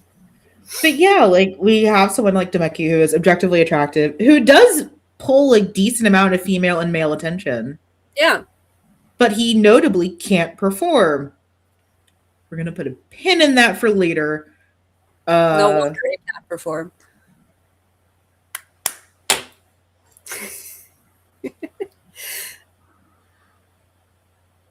If Yashido asked, he'd do it. Of course. Like I said, pathetic simp, and I love him. His love for Yashido is so baffling to me because I usually like I hate that kind of thing where it's like, oh, I just looked at you and you were so beautiful and I loved it's like kill me. I hate that everywhere else. For here, I'm mostly just amused by it because it's like, okay, we know that Domeki saw Yashido once and is like, oh, he's beautiful. Was he not talking? Was did you not immediately go limper the moment he opened his mouth? No, but see, the damage was already done because he was literally on the other side of the street. So, he had already just like, completely imprinted on this man and seen his beautiful face. And beyond that point, nothing mattered. Like, there's nothing Yashido can say beyond that point. He's just like, oh, well, it's too late. But there's a lot of like really, really interesting comments about toxic masculinity Yeah. in this work about the Yakuza, discussing the importance of these really, really hyper masculine roles. There's a lot, I know gun violence is less common in Japan, but there's a lot of use of guns Yeah. in this. Yeah, and I do feel like that. I mean, obviously the media perpetuates this, but like when there is gun violence in Japan, it is often associated with the Yakuza. Like, because no one else, like it's not no like, it's one not else has a gun. incorrect, but it's also very decidedly masculine. Again, Yashido referring to Ryuzaki's dick as a gun multiple times, even though it's not pearled. I don't know why I became like J. Jonah Jameson. Give me pictures of Spider-Man. Give me Ryuzaki's pearl dick. Okay, see, there's a sticker design. Justice for Ryuzaki's pearls, goddammit! He deserves to have them, and so does I deserve to have them. You What about me? He would spit on you in a non-sexy way. That man is awful. Ryuzaki is the least charming man. No, honestly. The only good thing about him is his dick. He is the least charming of all of these like gruff Yakuza men who are all just fucking each other. And it becomes this really interesting, like, at the end of the day, it feels a little bit like a high school romance. It is everyone's fucking each other. And it's all just like hidden jealousy over that. It's like, oh, Misumi used to have a thing with Yashido, and Yashido was just doing everyone. Because he was. Yeah, or getting done by everyone, rather. Yeah. There's a lot of, yes. But I also think, interestingly, because, like, I think it's, like, in the first chapter after, because when Yashido says that he wants Kuga, right? Mm-hmm. And he says, and I think, I mean, he does say it mostly to rile up Kageyama, mm-hmm. That, he wants to make Kuga his. But the word choice there is very interesting because he says that he wants to make Kuga his woman. Yes. And again, they're both bottoms. And I think that Yashido is, if I had to guess, I think Kuga would still top because Yashido just loves taking it so much that he would just I don't see, like, to me he feels like a souke. Like, he is just, he loves it too much. I agree with you, but it's very begrudging. Yeah, no, and I remember going through, like, I had to go some rounds with myself when I first started reading this, like, 10 years ago. Because I have, again, and like, this isn't even, like, it probably is rooted in internalized misogyny and everything, but I also, I subscribe to the classic semeuke tropes, and I like them, and I'm a traditionalist, so for me, it was a very hard pill to swallow that the big, like, scary Yakuza boss was the ultimate bottom, because in my head, I was expecting him to dick down Domeki. because I'm hardwired to think that way. I never saw that. There was I knew what Yashiro was the moment I saw him. I think it's interesting though because the movie does a lot of work to kind of like ukeify him. Yeah. Like he is shown as being like quite noticeably shorter Mm, than Domeki. He has a much higher voice than Domeki does. yeah. They don't harp on their age as much as they do in the manga because I think there's about a 10-year age difference between the two of I, them. I can't remember. I know that they say that because Yashiro is in his mid-30s. He and Yeah, Kageyama are both in their mid late 30s, and Domeki's 25. So there's yeah, yeah, yeah. about 10 years between them. They harp on that all the time in the manga. But again, because seniority and age Mm-hmm. and the hierarchy of the Yakuza, like this is very important. And just for, again, for Yashiro to be in the position that he is in at his age, Mm-hmm. it is unheard of. But there's that whole, like, he's young, yes, but he's also in this position. So both. But with Domeki, that makes him like he's superior in two ways because he's both older and he's uh, his superior. Yeah, it's very interesting because as much as I hate like the word topping from the bottom, I love topping from the bottom. I think it's a great. Uh, well, you know it ruined it for me. mm. 50 Shades of Grey. Yeah, because I stayed so far away. I stayed so far away. I am still. I won't say blissfully ignorant, but yeah, I have mostly fond memories of people topping from the bottom. I wish I did. I mean, I do, Yashida. Oh, Yeah, because I mean yeah. that's all he does. He Um, certainly is a bossy bottom.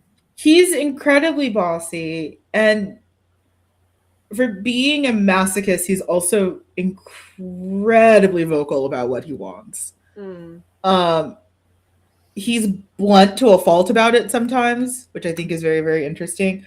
I Mm. do love that he has one line that says he doesn't like having sex with his underlings, not because he would feel bad about touching them, but because they can never go hard enough. They always feel bad. Yeah.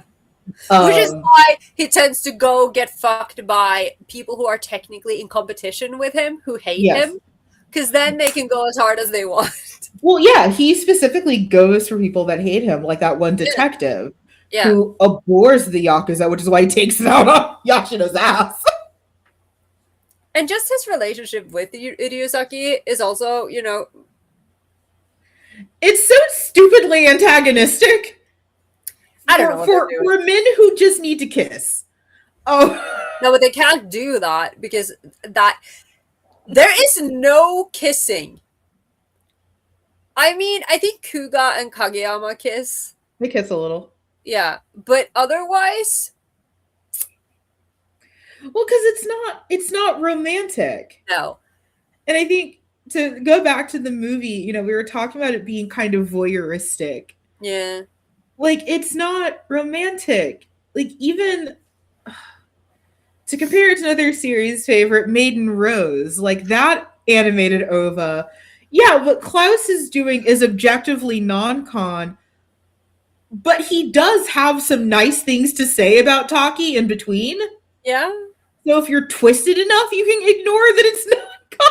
I mean, the bar is in hell, but like, Yeah, but there was an attempt at a sentiment there. yeah, like there are parts like towards the end where he's actually being quite romantic for being a rapist. Ugh. See, these are the all of us that raised us, and I think we're so damaged at this point. Like we'll allow anything. I say that I think what surprises me always about Twittering Birds Never Fly is how many rules it gets to break for me. Mm. And it gets to break those rules because everything around it is so good. Like to mosey us into things we have very complex feelings about. While I understand this deep treatise on masculinity, it's exhausting to read. Yeah. It's reading this felt like work. It was tiring. I felt like I worked out. Yeah, I actually had to take a nap in the Not a middle. nap. No, I had to take a nap in the middle of, I think it was volume 3, like towards the end. Not Because a nap. I was so tired and there was so much talking about like business things, and I was like, I can't. I don't understand what's happening. I literally I slept for an hour and then I went back into it. There's just so much of this heavy Yeah. toxic masculinity. In parts, it reminds me of some of the parts I love and hate the most about Gravitation, where it's just these deeply gay men trying to puff out their chest while their asses are up. And it wears on you after a while because it's very dissonant. Yeah, and it's like, again, I was saying this to my girlfriend yesterday when I was talking about this, and how I love this manga. I haven't read it in 10 years or something, so I don't remember anything. But it's like I was like, it's very interesting how Yonoda Ko is one of my favorite mangaka, but she continuously perpetuates some of the tropes that have given me the most fatigue in BL. Yes. But but Twittering Birds, like you say, like it breaks rules, but it's allowed to do so, and I think it's because it works within the context and the framework of the series and of the characters, and precisely because it is, like you said, we can take the fucking out, we can take the gay part out, and it's like it is like a Yakuza series. It's like a corporate, corporation infighting drama, whatever. And because it still has so much of that to build on, it's still like it's still strong as a series and as a story. And so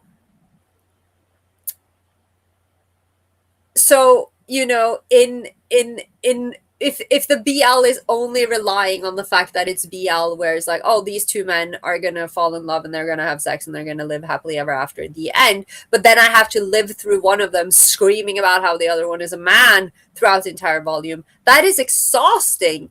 But why we stopped reading Hontoyaju.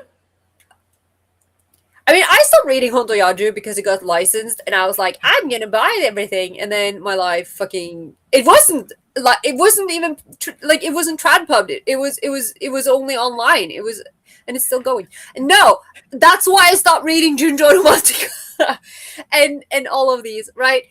But it works with Twittering Birds because there's so much other things, and so I will allow it because of it has legs to stand on, and also it do have legs, and also because it is so complex in all of these other ways. It is. I think if we have to talk about things that we have very, very complicated feelings on, Carola and I alluded to this. It's that translation issue. Within the Yakuza, it is not uncommon to call someone who is slightly above you in level as a very, very respectful version of older brother or little brother or older sister or little sister. Typically, we're using Ani, Aniki, Imo, and Imoto. And like Aniki it's both, because again, like you said, Yakuza is a very, very familiar thing, right? There are family ties. They refer to themselves as families. The groups are often considered families. The heir to the group will be adopted by the leader. So it is very much a family enterprise. And so the role of Aniki is both as an older brother to the subordinates in the group, but also it is it's a deeply respectful term. Yes. And I think that when they translate it to bro, it's because they are thinking of that like thuggish aspect, and like it's like tough, but it's like that's not. Yeah, they're thinking of it almost like Yankee, and it's not. And that is not the same. It gives me an aneurysm every time. It drives me absolutely insane because like these are that ain't that, okay? Like these guys, they are so serious in everything else about being yakuza, and it just breaks my brain. The image of Sugimoto calling Nanahata bro, because it also then ignores the very very important line that Domeki uses to his sister. He uses Imoto for her. Mm. So it's meant to be like this huge parallel that he uses the most respectful term of sister for his sister, even though they're not blood related. Uh, But that is also such a huge, okay, so this is, I mean, these are, now we're getting like into the nitty gritty, but like Deep translation. yeah, but this is also really important because in Japan, okay, I mean, I know that this is the deal, like a lot of places, you know, you can talk about blood relations and adopted siblings versus biological siblings, whatever. In Japan, I've talked about adoption in Japan before. Uh, a special adoption is what we typically refer to as a regular adoption, where you adopt a small child. The generally adoption in Japan means that you adopt an adult into your family, and that is typically very much done again in the yakuza when you adopt someone to be your heir. But it can also be done in a regular family if you don't have an heir, if you don't have a son, you can adopt a son, or if you are gay, you can adopt your partner if they are younger than you. You adopt them into your family. That is the only way that you can kind of like legally marry them. So for Domeki to consider his younger sister, who was adopted and came into the family 5 years after he was born, he considers her as his real sister. That is a big deal because she, on her side, is, you know, terrified and feels like she's not, you know, she feels like an intruder in that family and in his life, but he considers her to be a blood relative, essentially. Right. And again, that's such a, it feels like such a small thing to harp on, but Carola and I are both hardcore Yakuza people. I love and it's no. I love the Yakuza. Okay, don't at me. I love the fictional Yakuza. Yeah, we love the fictional Yakuza, to be clear. We don't, at the Yaoi Shelf, we don't condone organized crime in any form or fashion, blah, blah, blah. But like, I will say that I do have a soft spot for like Yakuza fashion, but that is not the same. I do not. God, everyone is so hot in this series. And it's just suits and nice shoes and watches.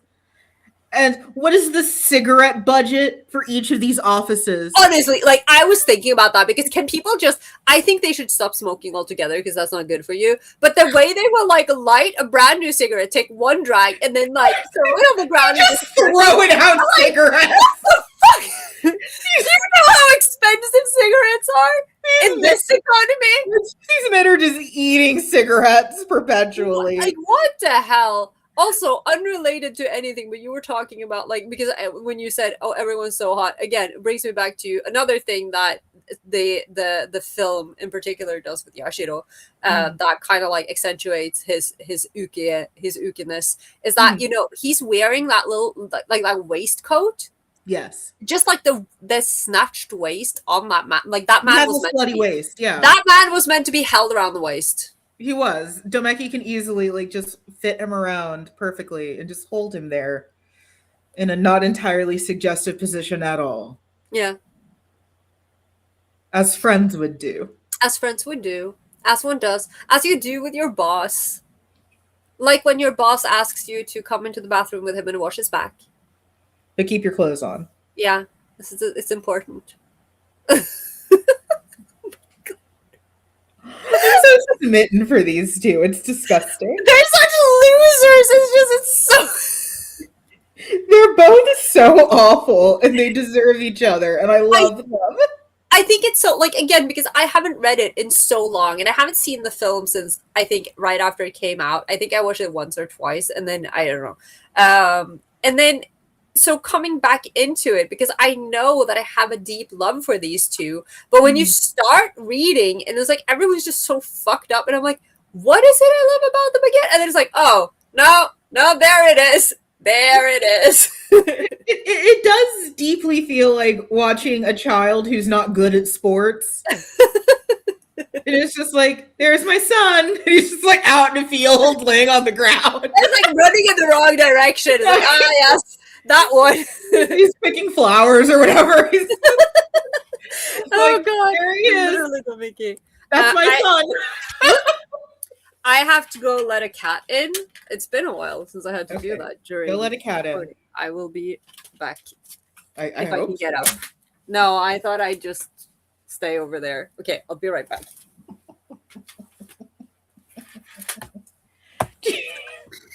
Jesus Christ, it took her forever to unwind from that. But yeah, I have a lot of Twittering Birds memorabilia. If you guys want to see a full collection, please let me know in comments. A lot of it is still in boxes. I had to pull this shit out of a box. So please feel free to lovingly yell at me, and I will pull out all of the special edition goodies I got from ordering the Blu-ray and from ordering Volume 7. I would love to do show and tell with all of my ill-gotten purchases. What Hello. ill-gotten purchases are we talking about? I was telling the audience to bully me to open up my Yaoi boxes so I can show them all the stuff I got Yes, as bonuses with all of these purchases. yes, please. Because my Yaoi's still in a box. Yeah, from moving. Yeah. That is sad. It. Please appreciate me diving into my second closet like I'm fucking spelunking to retrieve this holy material out. No, I understand you. My manga room looks like it was hit by a bomb because I've just been putting things in there and I can never clean it up because the cats aren't allowed in there. So I can't open the door because they'll go in. So there's just like a mountain of stuff in the middle of the room that I need to deal with. But another thing I will admit that I have very, very complicated feelings about, and this is going to be weird, I have never wanted a manga to end more. Yes, Hontoyaju. Well, I mean, I don't enjoy reading that, so at this point, it's just a war of attrition. For those of you in the U.S., Lindsey Graham just passed away. I saw this morning. Oh, so for much like with a lot of the Republican Party, it feels like a law of attrition. Like I've seen a lot of like people talking about, yeah, you have to stay alive. You can't let these men outlive you. Honto Yaju is in a similar boat. I refuse to die before that series ends. So if I have to go on dialysis to fix my fucked up kidney, I will do so. I will get on the transplant list tomorrow. If it means outliving Honto Yaju. I cannot wait for a Hontoyaju special in 9 years. I'm counting. That'll be the hospital special where I've just freshly received my new kidney. And I still have oxygen and everything. And it's like, we're going to fucking do it. Just recording from my hospital room. I will not let you do that. I refuse. You won't visit me? I mean, I'm not. They won't let me into the U.S., but no, I refuse to let you do an episode from the hospital room. Freshly after getting my transplant, you will let me record an episode. Especially a Hontoyaju one, because I think it might actually kill you. I don't know. You will to live. You just pull the plug on yourself. You're just like, I fucking can't take this anymore.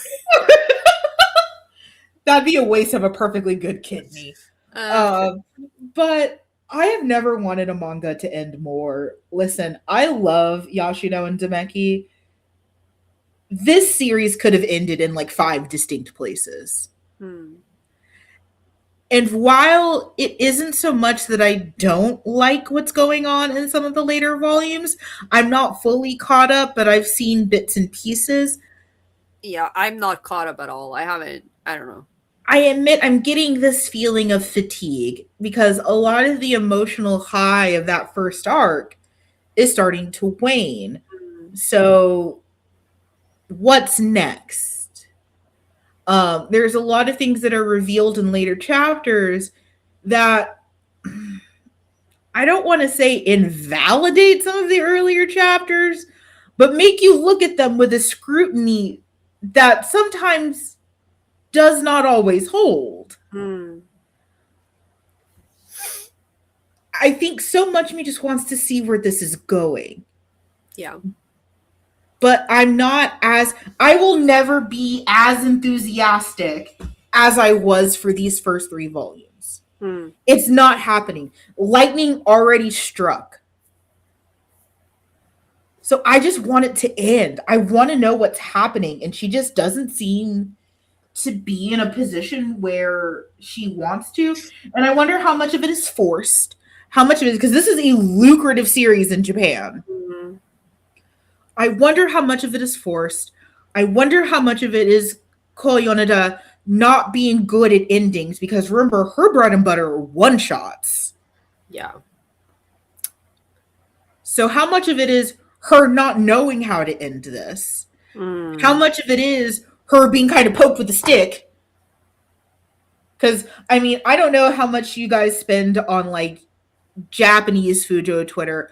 There's Twittering Bird cafes. There's merch collabs. There was perfume or cologne. You could buy Yoshido's fuck ass watch. You could buy their stupid fuck ass lighters. Like, it is a commercial success in Japan. Yeah.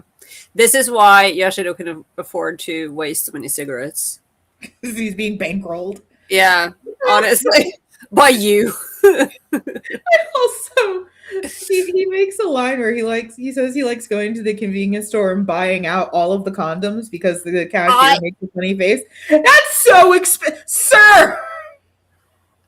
I think maybe, like, I do know that their company front, and like what their company does, like, formally is finance, but maybe Yashido needs a personal financial advisor.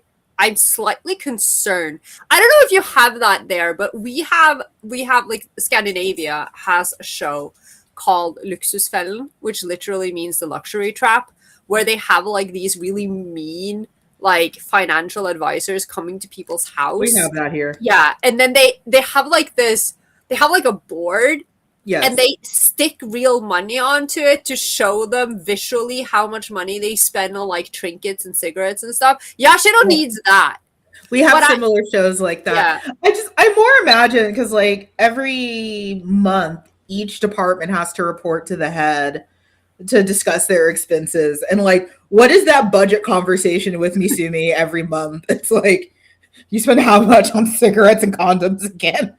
But on the other hand, Mizumi is quite, like, Mizumi has a soft spot, not like Domiki, but, like, he has a soft spot for Yashido.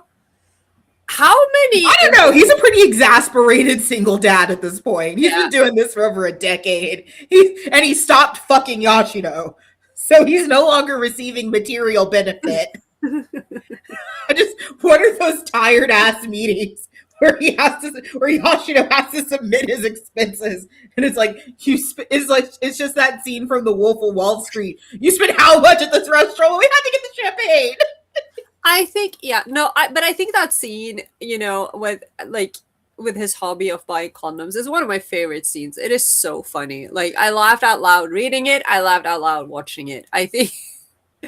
I mean, Yashido's hobbies are interesting. Yashido's hobbies involve being a voyeur and attaching cameras to watch his best friend have sex, buying condoms to get reactions out of people, and eating cigarettes and dick. Again, Yashido thinks that he has a great life. Well, and I think that's something that's so interesting about Yashido, is that when you listen to him talk, especially about himself, he considers himself to be very, very normal. If anything, he considers himself to be quite aspirational. The other path in life he would have chosen was being an actor, which, god damn it, yes. Yeah. Please. Yeah, or he would have wound up, like, dead in a ditch, let's be fair. I mean, has that not happened to some actors? Okay, so if he'd gone down, because the word he uses in the film in Japanese, he doesn't say actor, he says genojin, which just means celebrity. So it doesn't seem like it really matters what kind of celebrity he becomes. Yeah, because I'm not imagining him being like a Philip Seymour Hoffman. I'm imagining him being like Paris Hilton. Oh my god. Yeah. Like, I mean, with that budget on condoms and cigarettes, correct.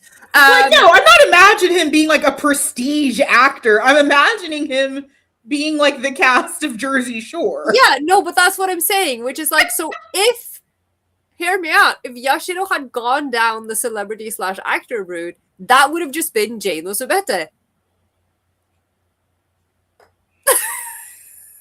Okay, so Koyonada, I know you're not listening. I have 3 requests. One, Jado Subete Yashiro crossover. I just need them to both meet, like in the line at a pharmacy. Bond? No, I need them to like meet in line at a pharmacy, like picking up their antidepressants or something. I just possibly their STD medication. Yeah, they're no, Yashiro's clean. He says it all the time. I know he says it all the time. Can we also just appreciate the idiots asking while they're balls deep, raw in him? Oh, Yeah. Like, maybe you should. So what is he using the condoms for? Exactly. Is it like Nier, where he's just building fortresses out of condoms? He does throw a packet at Domiki at one point, does. so maybe he just like throws it at other people. Anyway, go on. What are your requests for Sensei? 2, I need a budget meeting between Misumi and Yashiro. I need Yashiro to come in with his box of receipts and to have to go over item by item what happened. Oh my god. And then 3, I need Yashiro and Kuga to have a bottom off. I am so here for the bottom off. Let's go. I know eventually Kuga will top out of frustration. And possibly out of homicidal and homosexual violence. But I still want to see it. Yep, here. Those are my 3 demands. It's almost my birthday. You can make a dream come true. Onagai kanaete, Sensei. You can truly make a dream come true. I'd be so grateful. Did Yes. you write a Tanabata wish? You can still make it. Like, write some strips of paper. We do that. My birthday is Tanabata, so we always do that for my birthday. I know your birthday's Tanabata. Yeah, I know you do, but maybe the listeners don't. I don't know. I told the listeners it was your birthday. Oh. I made a sappy post about how much I need to look at that. I made a sappy post about how much I care about you as a person. Thank you. Which was my first mistake. Yeah. Seeing me as a person was a mistake. You should know better. I'm just this gremlin troll. Mistake number 1, seeing you as a human. Yeah, I did not tell you to do that. That's on you. No. But yeah, I would really love to see this end. I'd love to know that it is ending.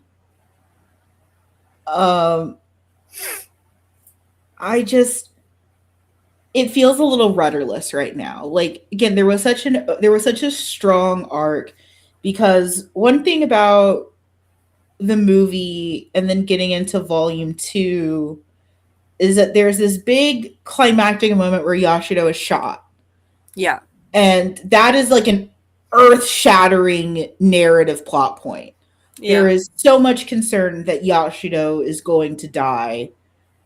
There is so much concern that everything that we've built up for in a relatively short amount of time is already all crumbling down. Yeah.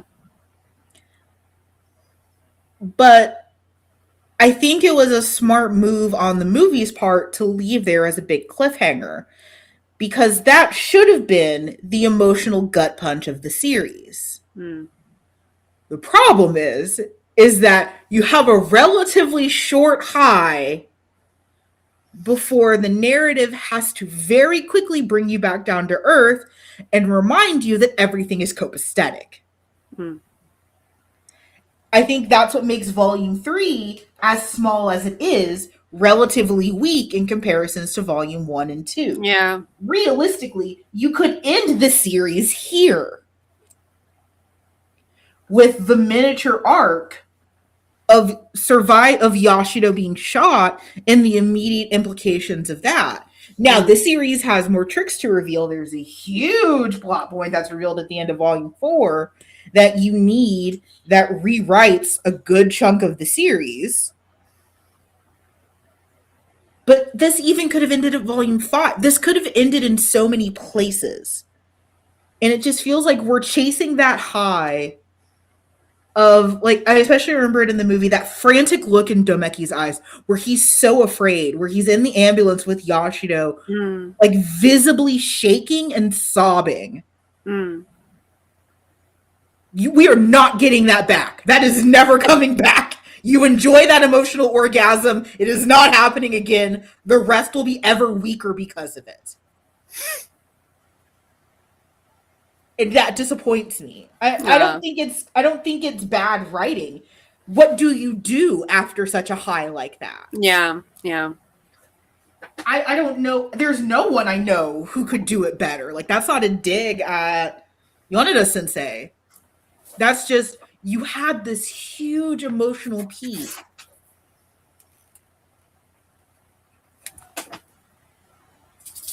Jibby? Oh. But you had it Who's so whining relatively. about something? I don't. When is she not? uh, but you have it so relatively early in a series that's ongoing. Mm. So that's something that I have deeply complicated feelings about. I would just love it to end. I want it to be over, not because I'm eager for it to be finished, but because it just feels like there are so many places where you could have stopped. Yeah. You don't want it to be dragged out and watered down, and yeah. I mean, I can't talk to it because I'm so behind, so I don't really know. Like, I can't remember how far I got when I was reading it initially. I do think, because now I read the first 4 volumes, Mm-hmm. and I do think that I have read up to volume 4, because I feel like Mm-hmm. that scene in the car was very familiar to me. Mm-hmm. But I'm not sure, so I can't remember the details. I don't know, so I'm just gonna have to trust you on that. But, like, again, may I compare it to one of my pet peeves, like one of the very beloved series that never should have gotten a revival once it was finally fucking wrapped up, The Tyrant. Because what the hell was that? Like, again, and now, once again, we're not going to talk about that, but once again, it has been fucking cancelled by the English publisher because of, Yeah. I don't even know what they're doing. Again, why did she have to restart it? We were fine. It was over. Well, and to put a bow on it, the movie ends on this great cliffhanger. There's so much more that they could do. The company behind not Blue Links, but Grizzly dissolved. We're not getting more of these movies. So it feels even more frustrating that it feels like it's kind of stuck. Mm. And for a series that starts off with such a bang, it feels kind of sad. Yeah. For it to be in this mire of uncertainty. I certainly think we deserve more movies. I think that there is scarcely a BL that translates more to a movie than Twittering Birds. Yeah, and again, yes. It works really well because of the subject matter, because you can, because it has so many other things that it can build on and lean on. Like, I'm not saying that, just the BL romance, like, because there are tons of series, I feel, that you could translate, like, and it could be a romantic comedy, or it could be, a romantic drama, whatever, and it would be great, but it would have to be done in a proper way and not just like a 20-minute 40-minute ova. Like, you would have to make an actual movie out of it. But with Twittering Birds, because it is like, it has that whole, it does have that suspense, it does have the Yakuza element, it does have all of those other things. It does translate really well into a good movie the hands of the right studio, which is what happened. Absolutely. And I think, again, to your point, there's so much else going on around it. I think I have not read a series that crawled into my skin the way Twittering Birds has. I have not met characters that are so iconoclastic to me, the way Yashiro and Demeki are.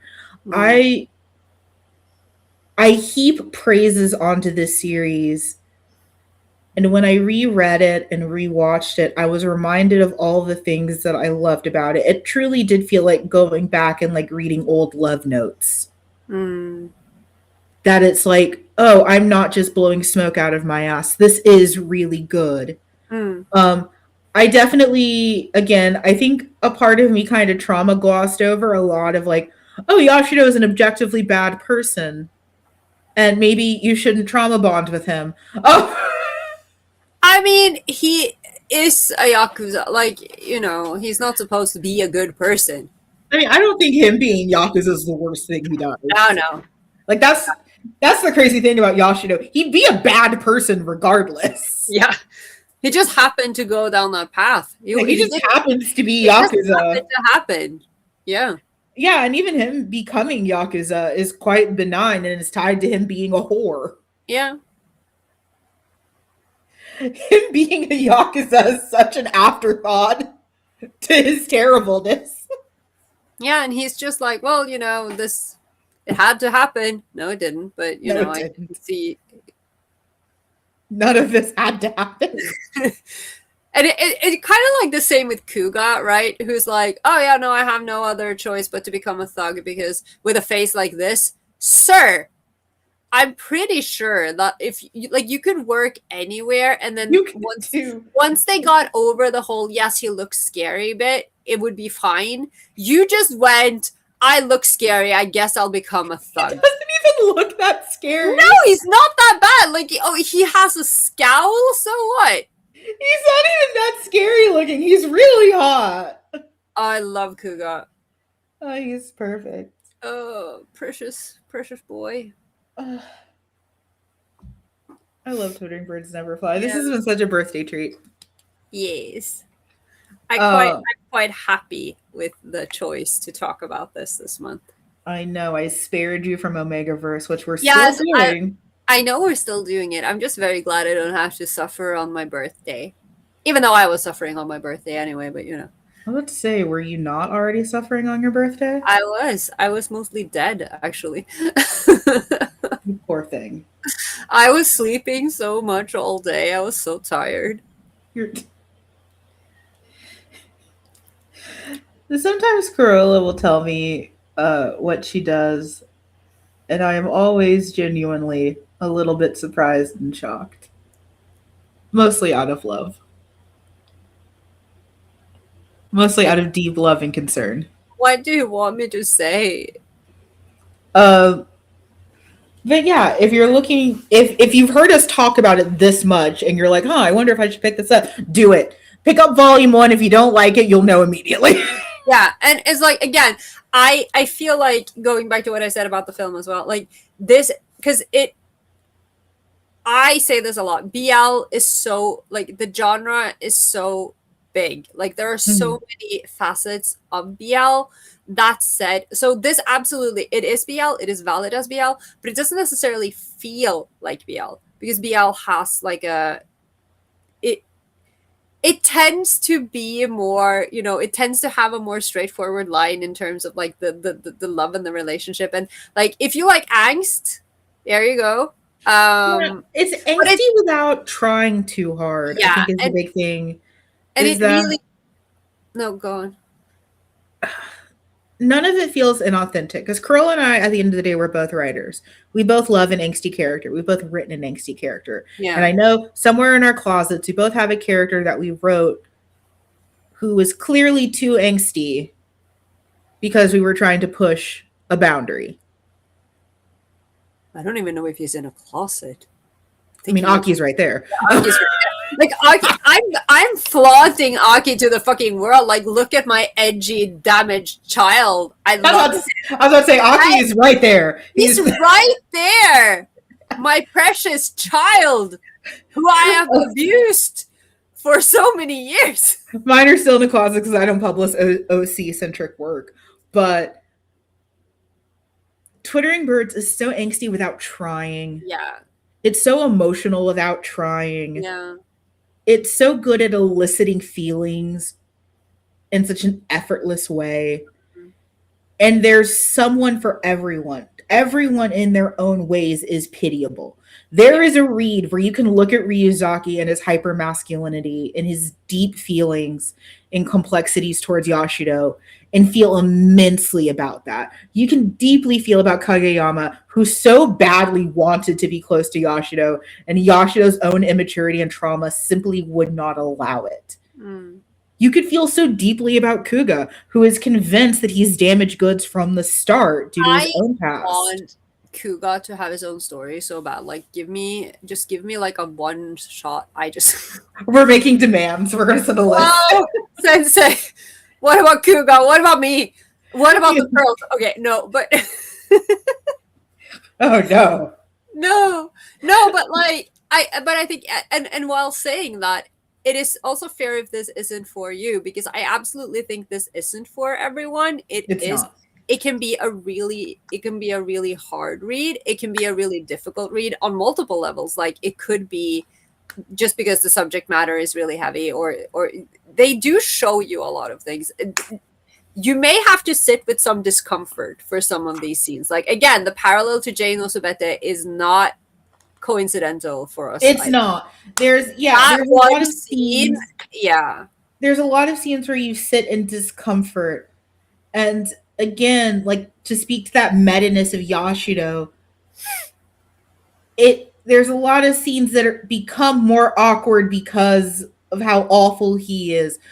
Like, yeah, Demeki explaining his own molestation and Yashido's just violently jerking off to it. It's Yeah. like, sir, this is already a deep and emotional scene. Can you please put your dick away?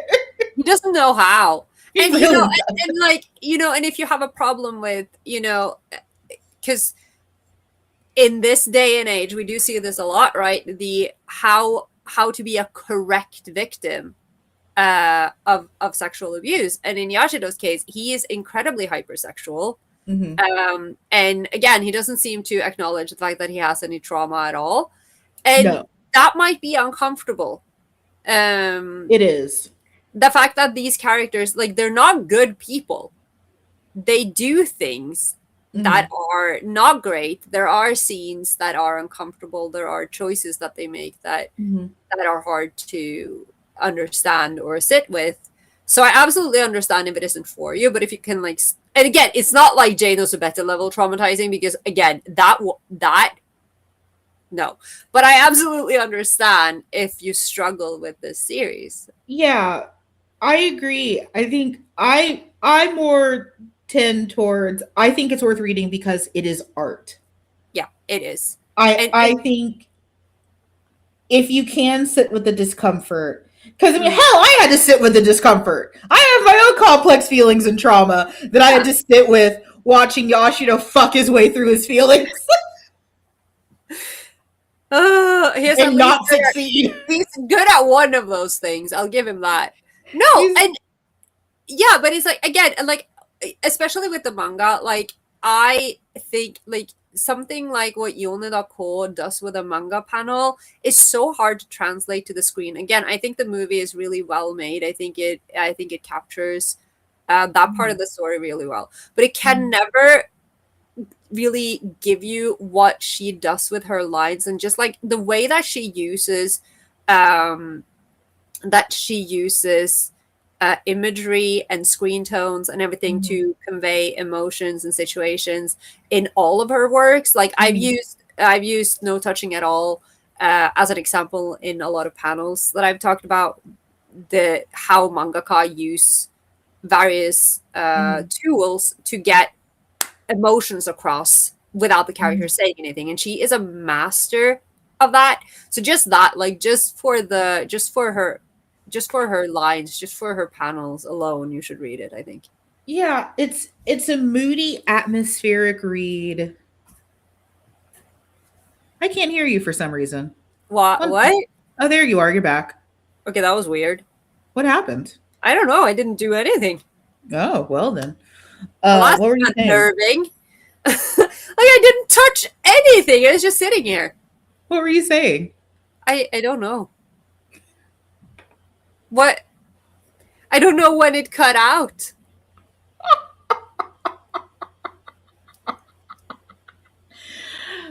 I love when our audio eats itself. That was fun.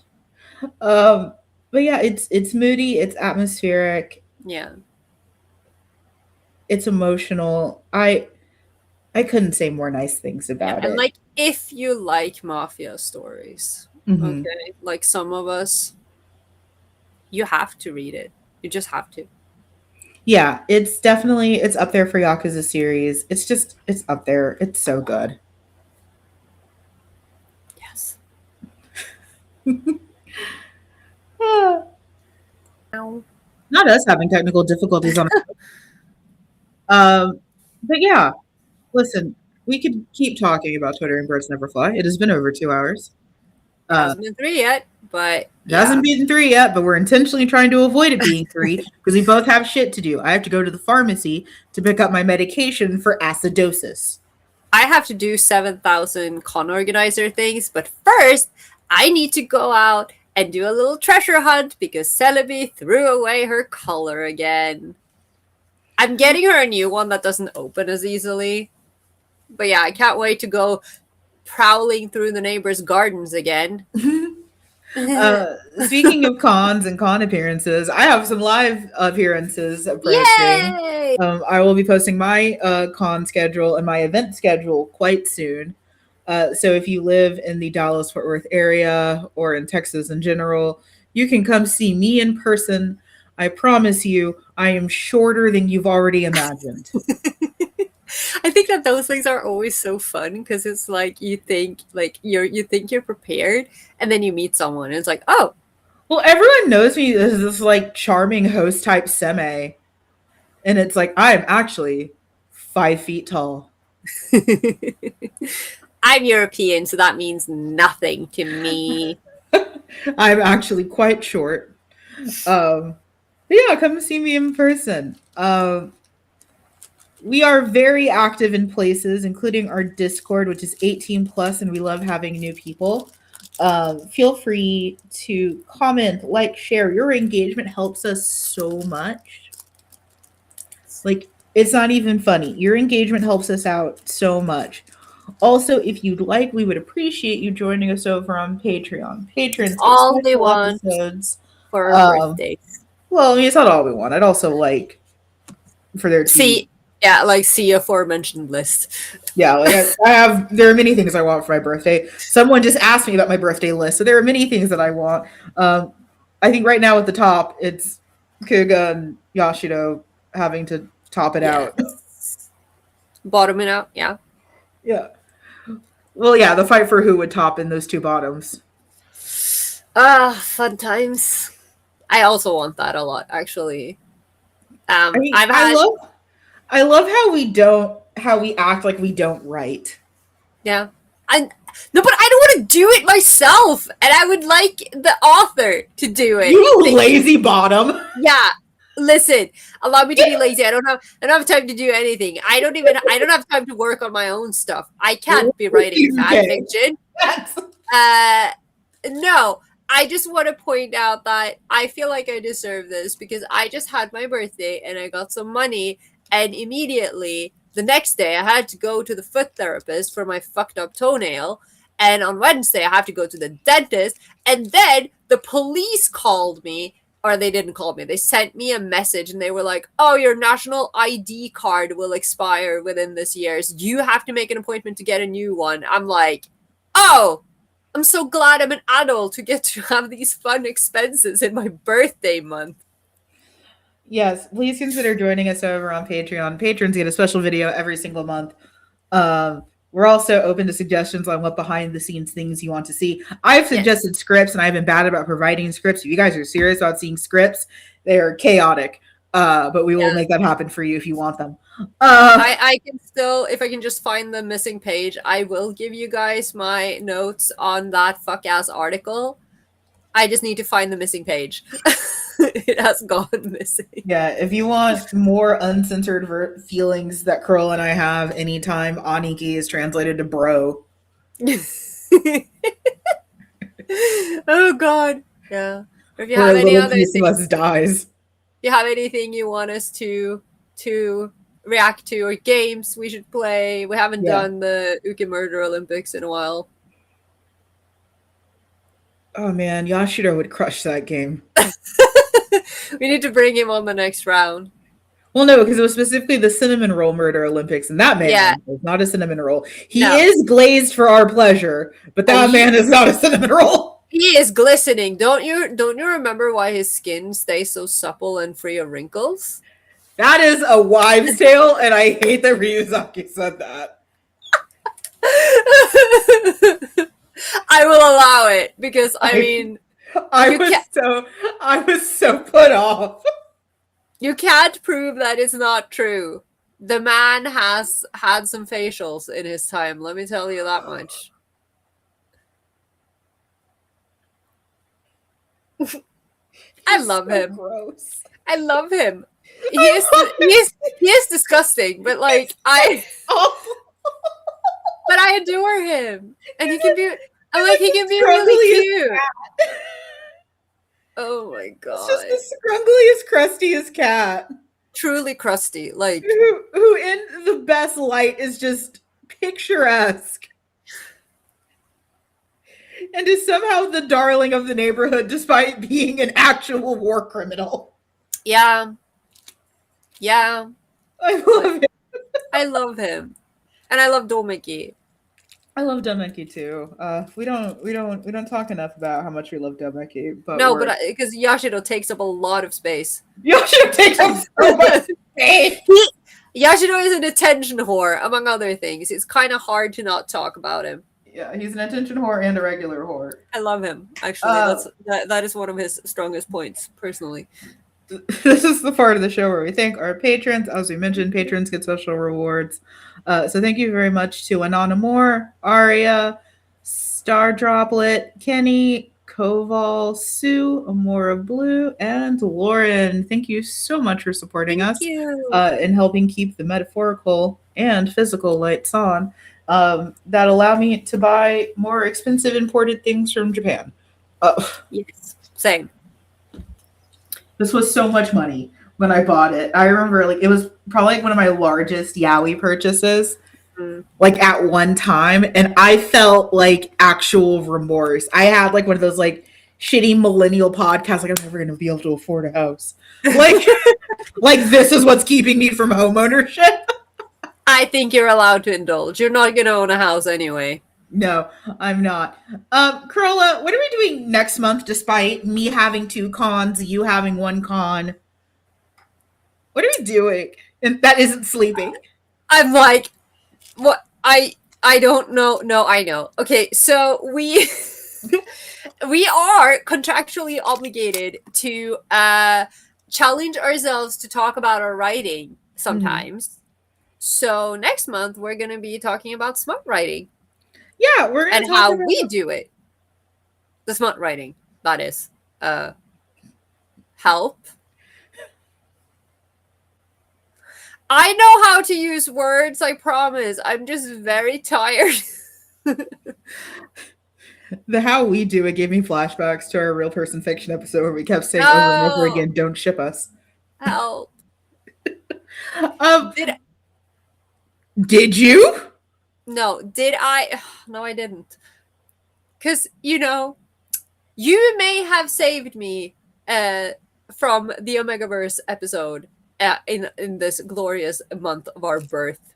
However, the Omegaverse found me because I don't know about you, but at least in my country, if you open any social media of your choice, there will be nothing but memes from the World Cup, namely with our proud Viking Haaland.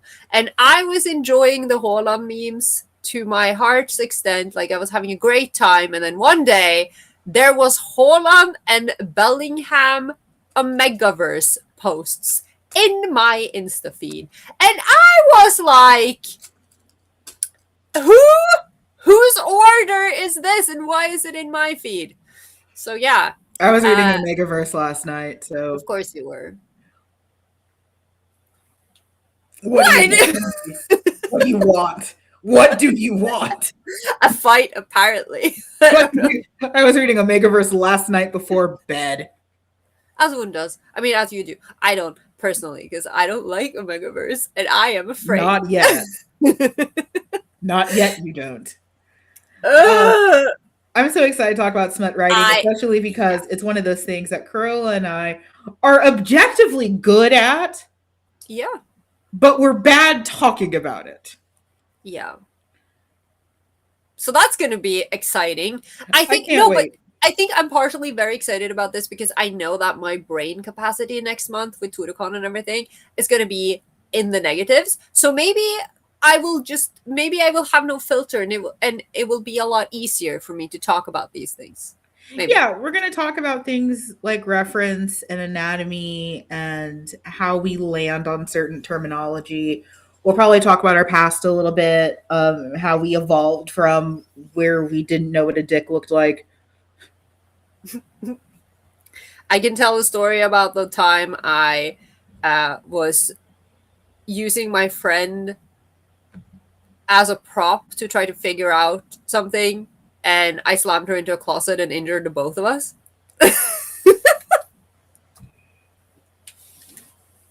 It was great. The things I've you do for the arts, honestly. I've done similar positioning Yeah, things where it's I mean, like, it's like you. How are you supposed to explain it if you don't know what it looks like? I don't where does know. where is your leg supposed to go during this position? It's like, oh, the way I've written this, this person apparently has 3 hands.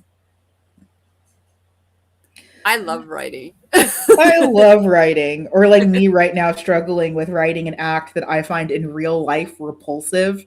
So Mm. I'm trying to make it sexy for myself, and it is doing something. I mean, look at you challenging yourself. I'm not happy about it, but it's my No. two favorite boys, so they deserve it. Yeah, they deserve a little treat. Uh, Thank you guys so much for listening to Thank us. As you. always, this show wouldn't exist without you. Thank you for helping to make our birthday month extra special, and we will see you in the next episode. Goodbye. Bye.